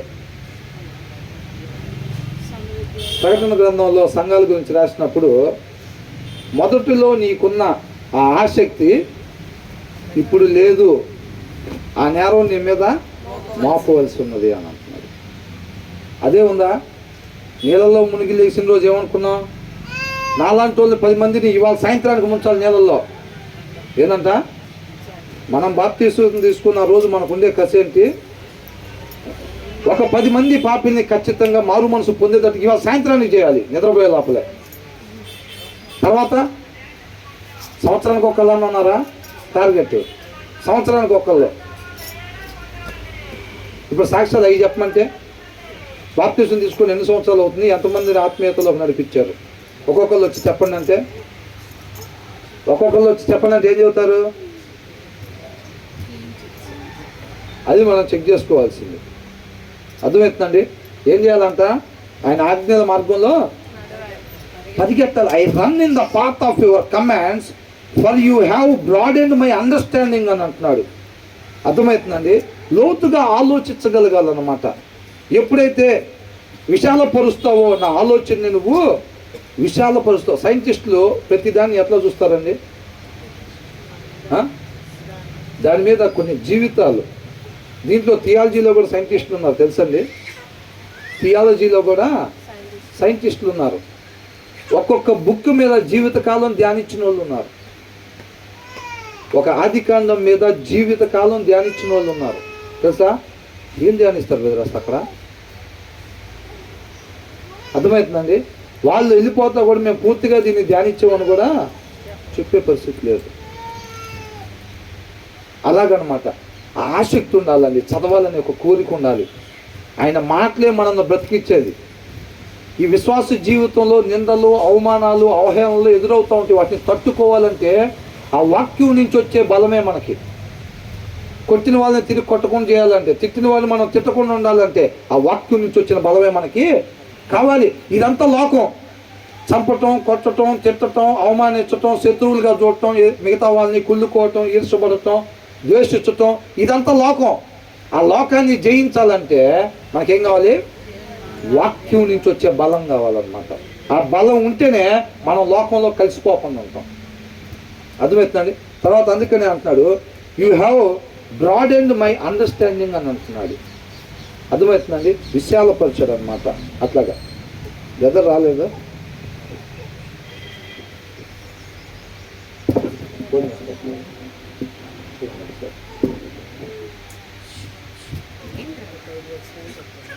ఇంకొక 5 వచ్చినాక తర్వాత ఏమనుంది? యెహోవా నీ కట్టడలను అనుసరించుటకు నాకు నేర్పుము. ఏం చేయమంటున్నాడు? Teach me Lord the way of your decrees అని అంటున్నాడు. అంటే నీ ఆజ్ఞల మార్గమును నాకు నేర్పుము. టీచ్ మీ అంటే ఒక మాస్టర్ని, సార్ దీని గురించి నాకు ఒకసారి చెప్పరా వివరంగా, కొంచెం అర్థమయ్యేటట్టుగా చెప్పరా, నాకు వచ్చేటట్టుగా దాన్ని చెప్పరా అని అంటున్నాడు అనమాట. అడిగామా మనం ఎప్పుడైనా? అడిగామా? కావాలంటే నేర్పుతాడు, లేకపోతే లేదు. మనకేందంత అవసరం? ఏందంట? ఆయనకి కదా కావాల్సింది. మరి వాక్య ప్రకారం మనం నడవకపోతే ఆయనకి తలకాయ నొప్పి, ఆయనకి కడుపులో నొప్పి. ఆయన రేపు నిత్య జీవానికి బాగుంది, అంతేనా? ఎవరు బాగుంది? మనం బాగుంది. మరి అడిగాము ఎప్పుడైనా? Teach me Lord the way of your decrease, నీ ఆజ్ఞల మార్గంలో నాకు నేర్పుము ప్రభువా, నేర్పించిన ఆయన పాదాల చెంత చేరి అడుగుతున్నాడు, మొర పెట్టుకుంటున్నాడు అన్నమాట. మనం మోకరిస్తే దేని గురించి అడుగుతున్నాం? ఉద్యోగాల గురించా? సంబంధాల గురించా? డబ్బు గురించా? ఆరోగ్యం గురించా? దేని గురించి మొరపెట్టుకుంటున్నాం? దేని గురించి మొరపెట్టుకోవాలని చెప్తున్నాడు. విలువైన దాని గురించి నన్ను అడగండి అని అంటున్నాడు. ఈ చిన్న చిన్న ఆరోగ్యాల గురించి, డబ్బు గురించి, బంగారం గురించి, సంబంధాల గురించి, ఉద్యోగాల గురించి, వాటి గురించి కాదే, కొంతకాలం ఉండే శాశ్వతంగా ఉండే దాన్ని నన్ను అడగండి అని అంటున్నాడు. ఏమన్నాడు దేవుడు? నేను ఇచ్చే జలాన్ని నువ్వు తాగితే ఎప్పుడు కూడా దప్పికొను అంటున్నాడు. అవునా? అలాంటి నీళ్లు నన్ను అడగాలి.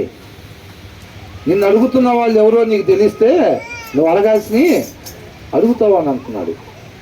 మనం కూడా దేవుడి దగ్గర మోకరించి ఏమడుగుతూ ఉంటాం? ఏమడుగుతూ ఉంటాం? ఈ లోక సంబంధమైన అడుగుతున్నావా? చెక్ చేసుకోమంటున్నాడు. శాశ్వతమైన జీవితాన్ని అడుగు నన్ను అని అంటున్నాడు. ఏమంటున్నాడు? శాశ్వతమైన జీవితాన్ని నేను ఏదైతే ఇస్తానని చెప్పానో, మీరు పోగొట్టుకున్న స్థితి ఏదైతే నేను ఇస్తానని చెప్పానో ఆ స్థితిని అడగండి నన్ను అని అంటున్నాడు. That I May follow it to the end అని అంటున్నాడు. కడమట్టు కంటే ఏంటి? అంతం వరకు, చివరి వరకు అని అర్థమవుతుందండి. నీ ఆజ్ఞల ప్రకారంగా నడుచుకోవటం నాకు నేర్పించు ప్రభువా అంటే ఏమంటున్నాడు తెలుసండి? ఆ పూటకు కావాల్సిన చేప నాకు ఇవ్వమని అడగట్లా. ప్రభువా తినటానికి లేదు, ఒక చేప ఇవ్వు నాయనా. తినటానికి లేదు, ఒక చేప ఇచ్చాడు అనుకో, ఆ పూట కడుపు నిండిద్ది. మళ్ళీ సాయంత్రం అదే నీకు చేపలు పట్టడం నేర్పించాడు అనుకో, ఎలా ఉంటుంది? అవునా? వాడిని నిన్ను అడుక్కోవటం కాదురా, 150 అని ఏదో ఒక విద్య నేర్చుకోరా, ఏదో ఒక పని నేర్చుకోరా, ఆ పని మీద జీవితకాలం నువ్వు బతుకుతావు అని అంటారు. అవునా? కాబట్టి ఏమంటున్నాడు? Teach me Lord the way of your decrease, నీ ఆజ్ఞలని అనుసరించేటట్టుగా నాకు నేర్పించు ప్రభువా, అప్పుడు నేను కడమట్టుకు వాటిని గైకొందు. నేను చివరి వరకు అప్పుడు నేను ఈ మాట ప్రకారంగా ఉంటాను. చివరి వరకు ఆ లైన్లో నేను నడుచుకుంటాను, నాకు నేర్పించు. నీతో సహవాసం ఎలా చేయాలో, నీతో ఎలాగ నడవాలో, నిన్ను నిత్యము నాతోటి ఉంచుకోవాలని అంటే నేను ఎలాగా ప్రవర్తన కలిగి ఉండాలో. అర్థమవుతుందండి? వాక్యానుసారంగా ప్రవర్తన లేకపోతే దేవుడు నేను మీకు తోడుగా ఉండను అని అంటున్నాడు. దేవుడు ఎల్లప్పుడూ మనకు తోడుగా ఉండాలంటే మనం ఏం చేయాలి? నీ లైన్ మీద మాత్రమే, నీ వాక్యాన్ని మాత్రమే అనుసరించేతో నాకు నేర్పించు ప్రభువా అని అడుగుతున్నాడు అనమాట. అర్థమవుతుందండి? తర్వాత నీ ధర్మశాస్త్రమును అనుసరించుటకు నాకు బుద్ధి దయచేయుము. ఏమంటున్నాడు? Give me understanding so that I may keep your law అని అంటున్నాడు. నీ వాక్యాన్ని నేను అనుసరిస్తాను, నాకు అర్థమయ్యేటట్టుగా దాన్ని చెయ్యి, and obey it with all my heart అని అంటున్నాడు. అప్పుడు నేను నా పూర్ణ హృదయంతో నేను దానికి విధేయతని చూపిస్తాను. పూర్ణ హృదయంతో నీ మాట ప్రకారంగా నేను నడుచుకుంటాను. తెలుగులో ఏమనుందండి అది? అప్పుడు నా పూర్ణ హృదయముతో నేను దాని ప్రకారము నడుచుకొందును. నీ ధర్మశాస్త్రం అనుసరించుటకు నాకు బుద్ధి దయచేయుము. బుద్ధి ఏంటి? ఆలోచన. ఏంటంట? నాకు ఆలోచన దయచేయి అని అంటున్నాడు.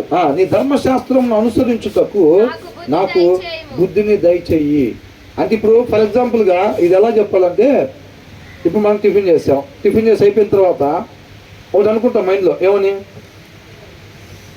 ఇది ఇప్పుడు తీసుకెళ్ళి అక్కడ పడేసి అక్కడికి వెళ్ళి చేయి కడుక్కొని వద్దాం అని అనుకుంటాం. అవునా? అనుకొని ఇక అప్పుడు లెగవటం మొదలు పెడతాం. అంతేనా కదా? ఇప్పుడు తర్వాత ఇంకా అది అయిపోయిన తర్వాత వచ్చేసి ఏం చేస్తాం? అందరిది అయిపోతేవి తీసేద్దాం అని అనుకుంటాం ముందు. అనుకొని అప్పుడు లేచి ఇంకా తీయటం మొదలు పెడతాం. ఏ పని అయినా చేసేటప్పుడు మనం ఏం చేస్తాం? ముందు అనుకుంటాం అట్లా చేద్దామని. వెళ్ళిపోతామో తెలియకుండా రోడ్డు ఎక్కుతామా? ఏమనుకుంటాం? ఇక్కడి నుంచి వెళ్ళేటప్పుడు అక్కడికి, ఇక్కడి నుంచి వెళ్ళి ఇక్కడి నుంచి వెళ్ళి అక్కడ కూర్చుందాం, లేకపోతే ఇక్కడి నుంచి వాళ్ళ దగ్గరికి వెళ్దాం అని ముందు మనం ఏం చేస్తాం? అనుకుంటాం ఒక మాట. ఆ బుద్ధిని దయచే. అలాంటి బుద్ధి ఏ బుద్ధి అంట? నీ ధర్మశాస్త్రమును అనుసరించుటకు నాకు బుద్ధి దయచేయి అని అంటున్నాడు. ఆలోచన దయచేయి అని అంటున్నాడు. ఇప్పుడు నేను ఏ పని అయితే చేద్దామని అనుకుంటానో, చేయనిపోతానో, ఆ పని నేను ముందు అనుకొని తర్వాత పోయి చేస్తాం కదా. అట్లాగే నేను ఏది పడితే అది అనుకోకుండా, నా ఇష్ట ప్రకారంగా నేను అనుకోకుండా, నీ ధర్మశాస్త్రాన్ని మాత్రమే నేను అనుసరించేటట్టుగా, అలా అనుకునేటట్టుగా నాకు బుద్ధిని దయచేయి ప్రభువా, ఆ ఆలోచన దయచేయి ప్రభువా అని అంటున్నాడు. ఏది పడితే నేను అది ఆలోచించకుండా నీ ధర్మశాస్త్రాన్ని మాత్రమే నేను అనుసరించేటట్టుగా నాకు ఆలోచనని దయచేయని అంటున్నాడు. చూసారండి ఏమడుగుతున్నాడు? ఇలా పనికిరాని అడుగుతున్నాడు. ఏమని అడుగుతున్నాడు? అసలు దేవుడు ముందు మోకరించి దేవుడు ముందు నిలబడితే అసలు చేయబడితే అడుగుతున్నాడు ఏంది అని అనిపిస్తుందా? పనికొచ్చేదా పనికిరాందా? ఆయనకి ఎంత భయమో చూడండి. అసలు ఆయనకి లైను దాటి పక్కకి పోకుండా నాకు చూడబోతే ఇలాంటి ఆలోచనలు కలిగిన వాళ్ళు అండి, 40 ఫీట్ రోడ్డు ఉందనుకోండి, వాక్యాన్ని అనుసరించడం అనేది 40 ఫీట్ రోడ్ అయితే, 40 అడుగుల రోడ్ అయితే, దాని మధ్యలో ఒక తెల్ల గీత గీస్తారు ఇట్లాగా. అవునా? అటో గీత గీస్తారు, ఇటో గీత గీస్తారు. రోడ్డుకి 3 గీతలు ఉంటాయి కదా. ఇలాంటి ఆలోచనలు కలిగిన వాళ్ళు ఎక్కడ నడుస్తూ ఉంటారు? రోడ్డు మీద స్ట్రైట్గా సెంటర్లో మధ్యలో ఉంటుంది చూసారా గీత? ఆ మధ్యలో వెళ్తూ ఉంటారు అనమాట. ఎటు కూడా తొలగిపోకుండా ఆ రోడ్డు కూడా చక్కగా మధ్యలో వీళ్ళు వెళ్తూ ఉంటారు. ఏది పడితే నేను అది చేద్దామని ఆలోచన చేసుకోకుండా నీ ధర్మశాస్త్రాన్ని మాత్రమే నేను అనుసరించేటట్టుగా నాకు ఆలోచనని దయచేయి ప్రభువా అని అడుగుతున్నాడు అన్నమాట.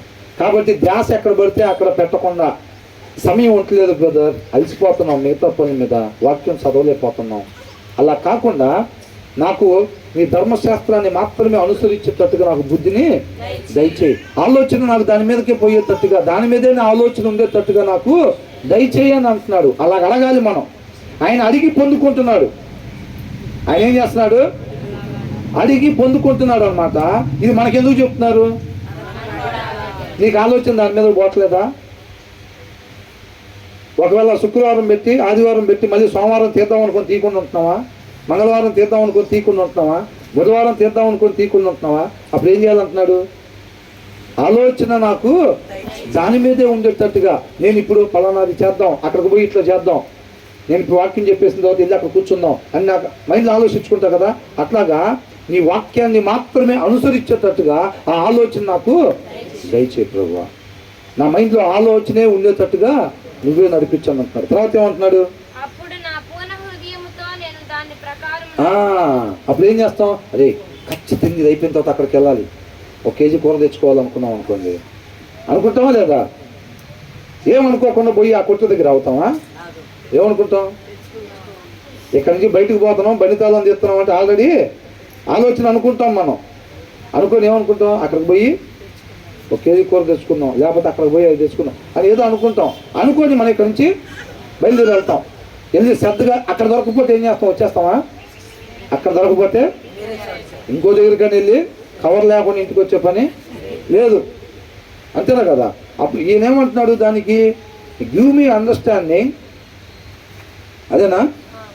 Give me understanding so that I may keep your law and obey it with all my heart. నా పూర్ణ హృదయంతో నీ వాక్యాన్ని మాత్రమే అనుసరించేటట్టుగా నాకు ఆలోచన దయచేయి ప్రభువా.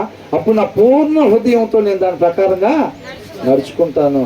ఈయన కావాల్సింది అది. పూర్ణ హృదయంతో 100% కాన్సన్ట్రేషన్తో డ్రైవింగ్ ఎలాగైతే చేస్తారో, డ్రైవింగ్ 100% ధ్యాస అక్కడ పెట్టి ఎట్లయితే డ్రైవింగ్ చేస్తారో అలాగా పూర్ణ హృదయంతో నీ వాక్యాన్ని అప్పుడు నేను అనుసరిస్తాను, దాని మీద నాకు ఆలోచన ఉండేటట్టుగా చెయ్యి అని అంటున్నాడు. తర్వాత direct me in the path of your commands అని అంటున్నాడు. డైరెక్ట్ మీ అని అంటే కారు ఎలా నేర్పిస్తారు? ఇప్పుడు కారు నేర్పించాను అంటాడు కదా, ఏవి రాని వాళ్ళు కారు నేర్చుకోవటానికి కూర్చుంటారు.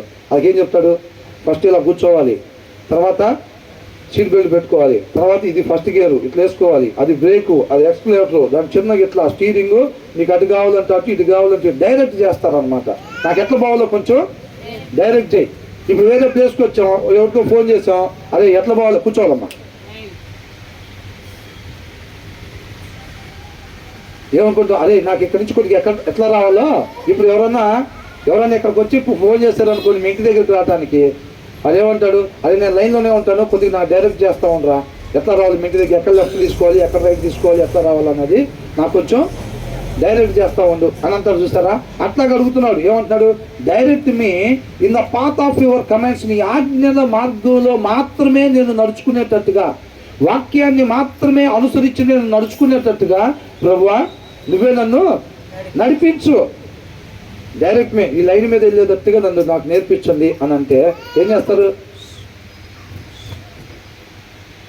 ఇప్పుడు ఎగ్జామ్స్లో ఏదన్నా ఇప్పుడు అటెంప్ట్ చేస్తాం కదా, ఏదన్నా ఎంసెట్కి దానికి ట్రైనింగ్ కోచింగ్కి వెళ్తారా? అప్పుడు వాళ్ళు ఏం చేస్తారు? తప్పులు చేసినప్పుడు అవసరం అయితే పనిష్మెంట్ ఇచ్చాను సరే వాళ్ళు దాంట్లో ర్యాంక్ వచ్చేటట్టుగా చేస్తారు. మిలిటరీలో కూడా అంతేగా, అవసరమైతే కొట్టైనా సరే వాళ్ళు దాంట్లో సక్సెస్ అయ్యేటట్టుగా చేస్తారు. అప్పుడు ఈయనేమన్నా అడుగుతున్నాడు? Direct me in the path of your commands. నీ ఆజ్ఞల మార్గంలో నడుచుకునేటట్టుగా నువ్వే నన్ను నడిపించు. దానికి ఏది అవసరమైతే అది నువ్వు చెయ్యి. ఒకవేళ ఏదన్నా మాటలతో చెప్పాల్సి ఉంటే చెప్పు, లేదు ఒక దెబ్బ కొట్టాల్సి వస్తే కొట్టైనా సరే నన్ను డైరెక్ట్ చేయి. ఆ మార్గంలో మాత్రమే నేను వెళ్ళేటట్టుగా, నీ వాక్యాన్ని మాత్రమే అనుసరించేటట్టుగా నన్ను నడిపించు అని చెప్పి ప్రార్థన చేస్తున్నాడు అనమాట. అంటే ఈయన భయము, ఈయన ధ్యాస ఏంటంటే మిస్ కాకూడదు. తగిలితే ఒక దెబ్బ తగిలైనా పర్వాలేదు. ఇప్పుడు ఒక క్లాస్లో టీచర్ ఏం చెప్పిస్తాడు? ఒక దెబ్బ కొట్టైనా సరే పిల్లల్ని ప్రయోజకులు చెయ్యాలి అని అనుకుంటాడు. అట్లాగే ఈయనే అడుగుతున్నాడు అనమాట. ప్రభు అవసరమైతే నన్ను దెబ్బ కొట్టైనా సరే నీ ఆజ్ఞల మార్గంలో మాత్రమే నన్ను నడుచుకునేటట్టుగా నన్ను నడిపించు ప్రభువా అని అడుగుతున్నాడు. మనం అడుగుతాం అట్లాగా? అడుగుతామా? అమ్మో ఆయన కొట్టడం అంటే ఏం చేస్తాడో మనకేం తెలుసు అసలు, అవునా? దేవుడు కొట్టడం అంటే పైనుంచి ఓ దెబ్బ ఇట్లా కొడతాడా? ఆర్థిక దెబ్బ, అమ్మ ముద్ద, నాన్న ముద్ద, అన్న ముద్ద లాగా ఆర్థిక దెబ్బని ఒకటి కొట్టాడు అనుకోండి, పైసలు ఉండవు. ఇది ఆరోగ్య దెబ్బ అని కొట్టాడు అనుకోండి, ఏమైంది? మంచానా పడిపోతాం, అవునా కదా? అట్లాగనమాట. ఇప్పుడు అట్లాంటిది ఏదైనా సరే అవసరమైతే నాకు పనిష్మెంట్ ఇచ్చైనా సరే నన్ను నీ ఆజ్ఞల మార్గంలో మాత్రమే నేను వెళ్ళేటట్టుగా, వాక్యాన్ని మాత్రమే అనుసరించేటట్టుగా నువ్వు నన్ను నడిపించు అని అంటున్నాడు అనమాట. Direct me in the path of your commands for their I find delight అని అంటున్నాడు. అని తెలుగులో చదువున్నాం ఒకసారి. అది ఏంటంట అది? వాస్తవానికి ఏంటంటే ఇది ఇంగ్లీష్లో నీ ఆజ్ఞల జాడను దాని యందు నన్ను నడువజేయుము అనేదన్నమాట. ఈ తెలుగులో ట్రాన్స్లేషన్ ఏం చేస్తుంటే నీ ఆజ్ఞల జాడను చూచి నేను ఆనందించుచున్నాను కాదు, నీ ఆజ్ఞల జాడ ఎందు దాని యందు నన్ను నడువు చేయము, దాని యందు నేను ఆనందిస్తానని అంటున్నాడు. అర్థమవుతుందండి?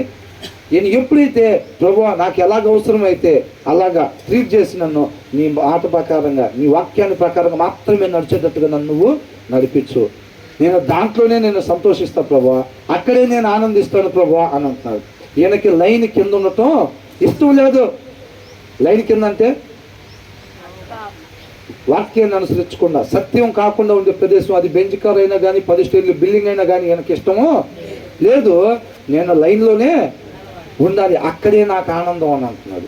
నాకు అక్కడే ఆనందం ప్రభువా, కాబట్టి నన్ను ఏ పరిస్థితుల్లోంచి నడిపించాల్సి వచ్చినా సరే పర్వాలేదు, నేను మాత్రం నీ వాక్యాన్ని మాత్రమే అనుసరించేటట్టుగా నన్ను నువ్వు నడిపించు ప్రభువా, డైరెక్ట్ చేయ ప్రభువా అని అడుగుతున్నాడు. ఇలాంటి ప్రార్థన మనం చేస్తామండి. అసలు చెయ్యాలని అడుగుతున్నాడు, చెయ్యాలని అడుగుతున్నాడు. ఆర్థిక సమస్యల గురించి చేస్తాం, ఎట్లాగే ఉంటుంది ప్రార్థన. కాకపోతే ఆయన ఆజ్ఞల కొరకు అన్న పదం తీసేసి ఏమన్నది, ఆర్థికంగా ప్రభువా, ఆర్థికంగా నాయన, ఆర్థికంగా, ఆరోగ్యంగా ప్రభువా, ఆరోగ్యంగా, ఆరోగ్యంగా అంతా ఉంటాం. ఆజ్ఞల కొరకు ఒక మాట పలికితే పలకచ్చు. 20 నిమిషాల ప్రార్థనలో ఒక మాట ఉంటే ఉండొచ్చు, ప్రభువా నీ వాక్య ప్రకారంగా మాత్రమే నాయన, నాయన నీ వాక్య ప్రకారంగా మాత్రమే ప్రభువా, అక్కడ లేకపోతే ఏమి లేనట్టే ప్రభువా, అక్కడ లేకపోతే ఏమీ లేనట్టే ప్రభువా, నేను అక్కడే ఉండాలి ప్రభువా, నేను అక్కడే ఉండాలి ప్రభువా. నాయన నీ కృపను కోరుకుంటున్నాను నాయన. భారం ఉందా? మొర పెట్టుకుంటున్నావా? కన్నీళ్ళు దాని కొరకు గారుస్తున్నావా? అది అడుగుతున్నాడు. ఎక్కడున్నావు? ఎంత దూరంలో ఉన్నావు అన్నాను. కీర్తనకారుడికి నీకు నాకు ఎంత దూరం ఉంది అంటున్నాడు. ఆ దూరం ఉండటానికి వీల్లేదని అంటున్నాడు. నువ్వు కూడా ఇలా ఉండాలంటున్నాడు. నీ హృదయం ఓపెన్ చేస్తే కూడా ఇయే ఉండాలంటున్నాడు, ఇయే ఉండాలంటున్నాడు. నీ హృదయం ఓపెన్ చేస్తే కూడా అర్థమవుతుందా? అప్పుడే నువ్వు నేను యుగయుగాలు ఉంటాం అంటున్నాడు. ఒకవేళ ఆయన ఇష్టపడితే మన హృదయాన్ని ఓపెన్ చేసి వేరొకరికి కూడా చూపించవచ్చు. చూడు ఎలా ఉన్నాడు, చూడు ఏమేమి ఉన్నాయో చూడు హృదయంలో అని చూపించవచ్చు. అలాంటి భాగ్యాన్ని మనం పొందుకోవాలి. తర్వాత ఏమంటున్నాడు?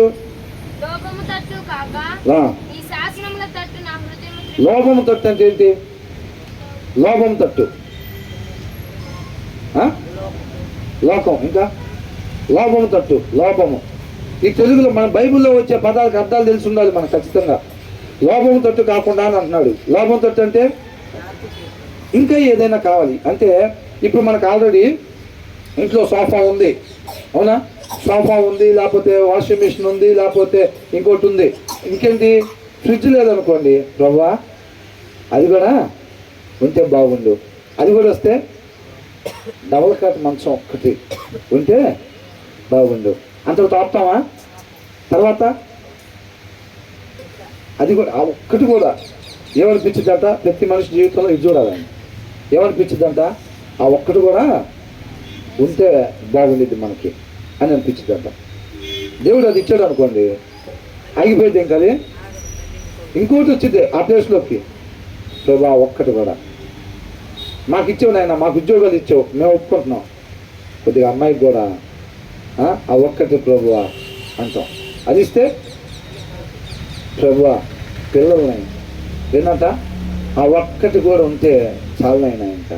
అది లోభము అంటే. అర్థమవుతుందండి? లోభం అని అంటే అది కూడా ఉంటే మనకు బాగుంటుంది అనేదన్నమాట. ఇంకా దాన్ని లోభం అంటున్నాడు. ఏమన్నా? Turn my heart towards your statutes అని అంటున్నాడు. నా హృదయాన్ని నీ ఆజ్ఞల వైపు తిప్పు అని అంటున్నాడు. ఏం చేయమంటున్నాడు? నీ వాక్యం వైపు నా హృదయాన్ని తిప్పుము అని అంటున్నాడు. ఎటు పడతాడు తిరగకుండా, లోకం వైపు తిరగకుండా, గొప్ప కోసం, పేరు కోసం, ధనం కోసం నా హృదయం తిరగకుండా, దాని శరీర కోరికలు నెరవేర్చుకునే దానికి నా హృదయం తిరగకుండా నీ వాక్యం వైపు నా హృదయంని తిప్పు ప్రభువా అని అంటున్నాడు.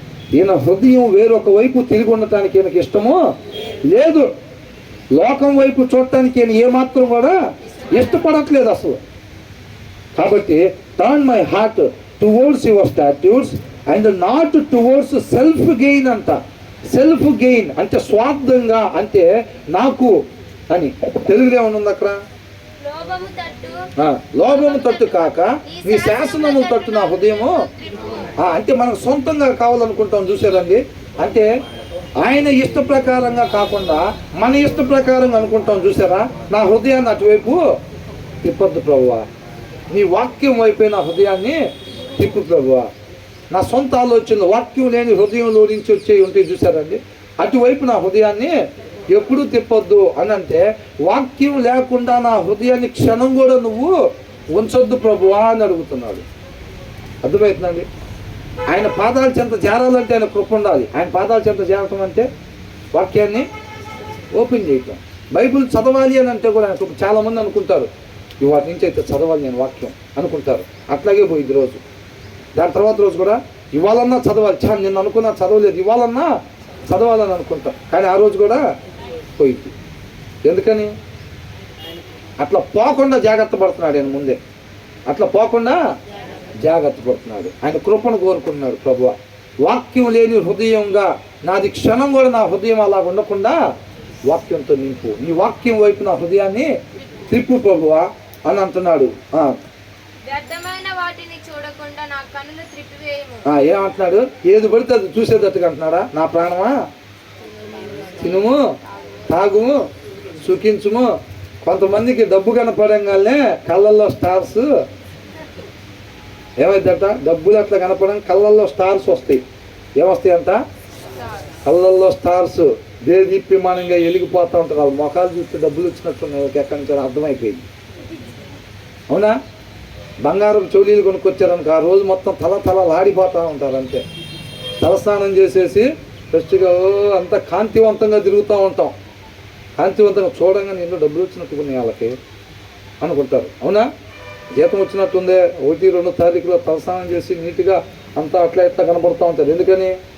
జీతాలు వచ్చే టైం 20వ తారీఖు నుంచి 30వ తారీఖు దాకా డబ్బులు మొత్తం అయిపోయి తలస్నానం కూడా ఉండదు. అవునా? కొంతమందికి డబ్బులు చూడంగానే కళ్ళలో ఏం వెలుగుతాయి? స్టార్స్ వెలుగుతూ ఉంటాయి. ఇట్లా గాలిపోయి వెలుగుతాయి చూసారా? అట్లాగా డబ్బులు చూడంగానే జిగేలు. దొంగకి పరుసు చూడంగానే ఏమనిపించింది? చూడంగా పరుసు కొద్దిగా ఇట్లా పైకి పెట్టుకున్నట్టు కనపడ్డాడు అనుకోండి, దొంగకి ఏమనిపించింది? ఆహా, షోరింగ్ వచ్చింది. ఇంకా ఆ పరుసు కొట్టేసి జోలు పెట్టుకున్న దాకా షోరింగ్ పెరాలసిస్ వచ్చినట్టే ఉంటుంది. కొంతమంది డబ్బు చూడంగానే అట్లయింది. కాబట్టి ఈయన ఏమంటున్నాడు? ఈ కొంతకాలం ఉండిపోయే డబ్బు వైపు, బంగారం వైపు, ఆరోగ్యం వైపు, హోదాల వైపు, ఇలాంటి వాటి వైపు నా కన్నులు చూడకుండా turn my eyes away from worthless things అంట. వర్త్లెస్ అంటే విలువలేని వాటి వైపు. ఈ కాగితాలు, ఈ లోకంలో ఉన్న సమస్తం గొప్పవని చెప్పుకుంటున్నారు చూసారండి. డబ్బు, బంగారం, వెండి ఇవన్నీ ఉన్నాయి చూసారా? ఇవన్నీ పౌలు గారు ఎట్లా ఎంచుకున్నాడంట? పెంటలాగా ఎంచుకున్నాడంట. అర్థమవుతుందండి? అలా చెబుతున్నాడు. Turn my eyes away from worthless, విలువలేని వాటి వైపు నా కన్నులు చూడనివ్వబాకు.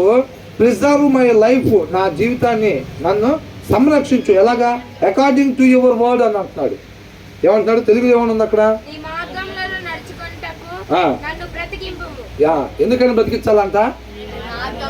ఆయన మార్గంలో నడుచుకోవటానికే మనం బ్రతకాలి. అంతే. అవునా? అంతేనా? లేకపోతే పెళ్లి కూడా చూడాలన్నా, అబ్బాయి ఉద్యోగం కూడా తెచ్చుకోవాలన్నా, దానికోసం బతకాల మనం? దేనికోసం అంట? ఆయన వాక్యాన్ని అనుసరించడానికి మాత్రమే మనం బ్రతుకుండాలంతే. అందుకనే పని అయిపోతే తీసేసుకుంటాడు. మంచి వాళ్ళనైనా సరే పని పూర్తి అయిపోయింది అనుకోండి. యేసుక్రీస్తు వారు ఎన్ని సంవత్సరాలకు తీసుకున్నారు? 33.5 సంవత్సరాలకి. అవునా? తండ్రి పంపించిన పని అయిపోయింది. పని అయిపోగానే తీసుకున్నాడు. అంతే. అంతేనా కదా? ఆ తర్వాత ఏమంటున్నాడు? Fulfil your promise to your servant. ప్రభువా, నువ్వు వాగ్దానం ఇచ్చావు కదా. ఏమని ఇచ్చాడు? మీరు పోగొట్టుకున్న స్థితిని నేను మీకు దయచేస్తాను అని చెప్పాడు. అబ్రహాం అందుకనే పిలుచుకుంది, దానికే పిలుచుకున్నాడు. మీరు ఏదైతే పండు దీన్ని పోగొట్టుకున్నారు చూసారా స్థితి, ఆ స్థితిని నేను మీకు దయచేస్తాను, మరలా నేను మీకు ఆ స్థితిని ఇస్తాను అని అన్నాడు. అబ్రహాం నమ్మాడు. అవునా? కాబట్టి fulfil your promise to your servant. నా ఎడల నువ్వు ఇచ్చిన వాగ్దానం నిత్య జీవము, నిత్యము జీవించి మరణం లేకుండా పండు తినకముందు నా స్వభావంలోకి ఆ పరిస్థితుల్లోకి నన్ను నడిపిస్తానని చెప్పావు కదా ప్రభా, నిత్య జీవం ఇస్తాను వాగ్దానం చేసావు కదా ప్రభా, నీ సేవకుడు పట్ల ఆ వాగ్దానాన్ని నెరవేర్చు ప్రభా అని అడుగుతున్నాడు. మనం అడుగుతున్నాం అట్లాగా, ప్రభా నిత్య జీవపు మార్గంలోనే నన్ను నడిపించు.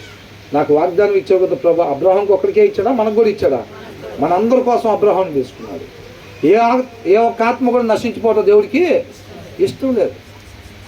ఆయన యందు ఎవరైతే నమ్మి విశ్వసిస్తారో, ఆయన నడిచిన మార్గంలో, ఆయన చెప్పిన మార్గంలో నడుస్తారో వాళ్ళందరికీ కూడా నిత్య జీవం వచ్చింది. ఎవరైతే నమ్మకుండా ఉంటారు చూసారండి, వాళ్ళకి నిత్య జీవం రాదు. Fulfil your promise to your servant so that you may be feared అంటున్నా. అంటే ఆ భయము, ఆ వణుకు అనేది మనలో ఉండాలి, పుట్టుచున్నది. తర్వాత take away the disgrace I dread అని అంటాడు. అంటే ఆ అవమానం ఏదైతే ప్రభువా, అందరి భయం ఏంటి? రేపు రోజున అక్కడ తీర్పులో నిలబడితే మనం తృణీకరించబడ్డాం అనుకోండి, అవునా? అది ఎంత అవమానం అసలు, అది ఎంత భయం, అది దాన్ని నాకు దూరం చేయి ప్రభు అని అంటాడు. ఇదిగో take away the disgrace I dread అని అంటున్నాడు. నేను ఏదైతే అవమానాన్ని చూసి భయపడుతున్నానో, ఒకవేళ నేను రేపు విడువబడతానేమో తీర్పులో అని చెప్పి నేను దేని గురించి భయపడుతున్నానో అది ఏమంటున్నాడు, అది తీసివేసేసే నా దగ్గర నుంచి అని అంటున్నాడు. అవునా? అంటే ఏంటంట మీరు చెప్పాలి, ఒక ఇద్దరు చెప్పాలి. ఏమని అడుగుతున్నాడు ఈయన?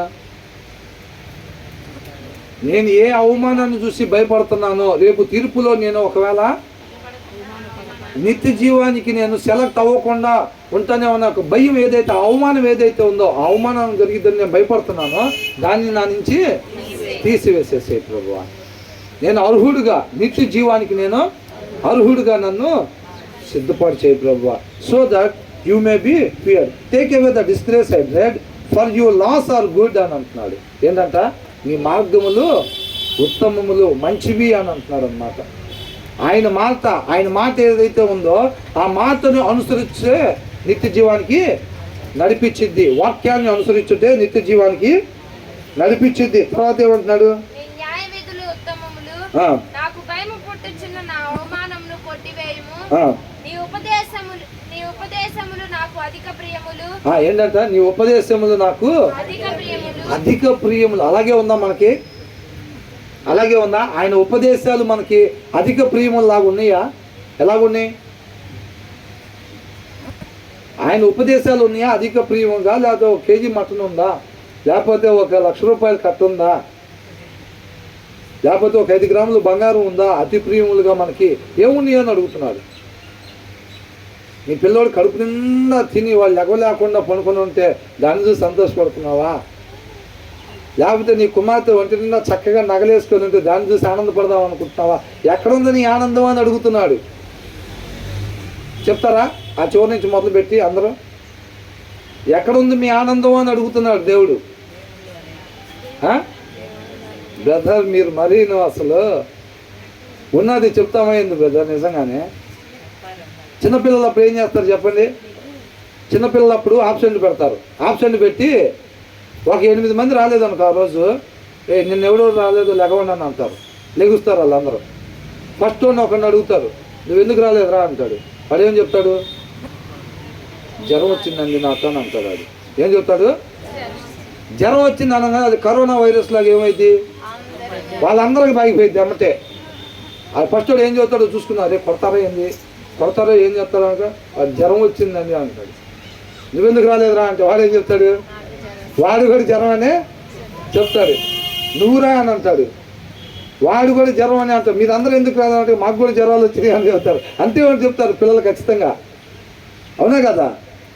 కాబట్టి ఈయనేమంటున్నాడు? తెలుగులో ఏమనుంది? అధిక ప్రియములు. కాబట్టి మీరు ఒక్కొక్కరు లేచి మీ ఆనందం దేనిలో ఉంది అని అడుగుతున్నాడు దేవుడు. చెప్పమంటే చెప్తారా అంటున్నా. ఇప్పుడు చెప్పినట్టే జ్వరం లాగానే ఉంటుంది కదా.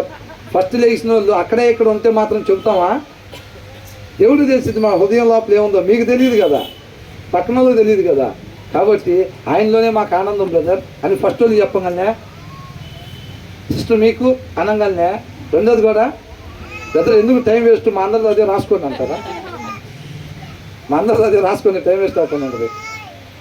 అట్లా అంటున్నాడు. ఈయన కూడా అబద్ధం చెబుతున్నాడా? అలా లేకపోతే కనుక సరి చేసుకోవాలి. సరి చేసుకోకపోతే నష్టపోయేది మనమే. తర్వాత ఏమంటున్నాడు? నీతిని బట్టి నన్ను బ్రతికింపుము. నీతిని బట్టి నన్ను బ్రతికింపుము అన్నాడు. ఇంగ్లీష్లో ఏమన్నా ఉందంటే how I long for your precepts అని అంటున్నాడు. అంటే నీ ఆజ్ఞల కొరకు అంటే ఎదురు చూస్తున్నాడంట. అంటే పాఠాలు చెప్పే మాస్టర్ వైపు పిల్లలు ఎలా చూస్తారు? ఏం చెప్తాడో ఇంకేం చెప్తాడో ఆ మాటను జాగ్రత్తగా నేను దాచుకోవాలి, అది నా భవిష్యత్తు, అది అంతేనా కదా? ఈ రోజుల్లో పిల్లలు పెద్ద పెద్ద చదువులు చదువుతున్నారు. ఆ ఉపాధ్యాయుడి నోట్లో నుంచి ఒక మాట వస్తే ఆ మాటను పట్టుకొని నేను జాగ్రత్తగా దాచుకోవాలి, ఆ జ్ఞానం నేను సంపాదించుకోవాలి, అదే నా భవిష్యత్తు, అదే రేపు నాకు నెలకు 3 లక్షల రూపాయలు జీతం తీసుకురావాలంటే అదే ఉపయోగపడేది అని అనుకొని దాని కొరకంట ఎదురు చూస్తూ ఉంటారు. ఫస్ట్ ర్యాంక్ వచ్చేవాళ్ళు, సెకండ్ ర్యాంక్, థర్డ్ ర్యాంక్ వాళ్ళు ఎలా చూస్తారు తెలుసండి? ఫస్ట్ బెంచ్లో కూర్చొని ఏమేమి చెప్తారు ఎంత శ్రద్ధగా 100% ధ్యాస బోర్డు మీద పెట్టుకొని ఏమేమి చెప్తున్నారు ఒక్కటి కూడా పొల్లిపోకుండా నేర్చుకుంటే రేపు మంచి నేను పొజిషన్లో ఉంటాను అని అంటున్నాడు. అట్లా ఎదురు చూస్తున్నాడు అంట దేవుని మాట కొరకు. మనం కూడా అలా చూస్తున్నామా? మనం కూడా అలాగే చూస్తున్నామా? వాక్యం కొరకు ప్రార్థన అంటే అమ్మా వాక్యం అంతా అయిపోయింది అన్నట్టుగా అనుకుంటున్నావా? అట్లా అంటున్నాడు అనమాట. దాని కొరకు ధ్యాస పెట్టి నీ మాట కొరకు, నీ నోట్లో నుంచి ఒక మాట వస్తే నేను బతుకుతాను ప్రభువా, ఆ మాటే నాకు జీవం అన్నట్టుగా ఉంటున్నావా? అలా ఉండాలి అని అంటున్నాడు ఇక్కడ. ఆ తర్వాత ఏమంటున్నాడు?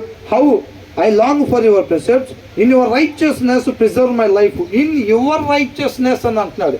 ఇన్ యువర్ అనేది తెలుగులో ఇవ్వలేదు, నీతిని బట్టి అని ఇచ్చాడు. అర్థమవుతుందండి?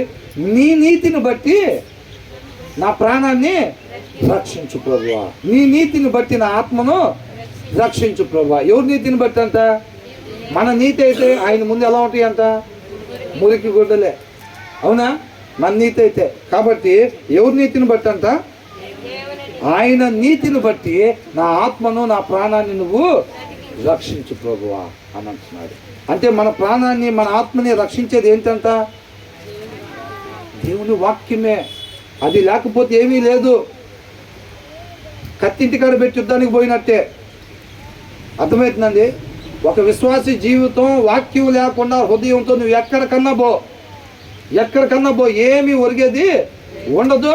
అది ఒరగందగాక మన హృదయం ఎలాంటిదంటే దాని లోపల వాక్యం వేస్తే మంచి వచ్చింది.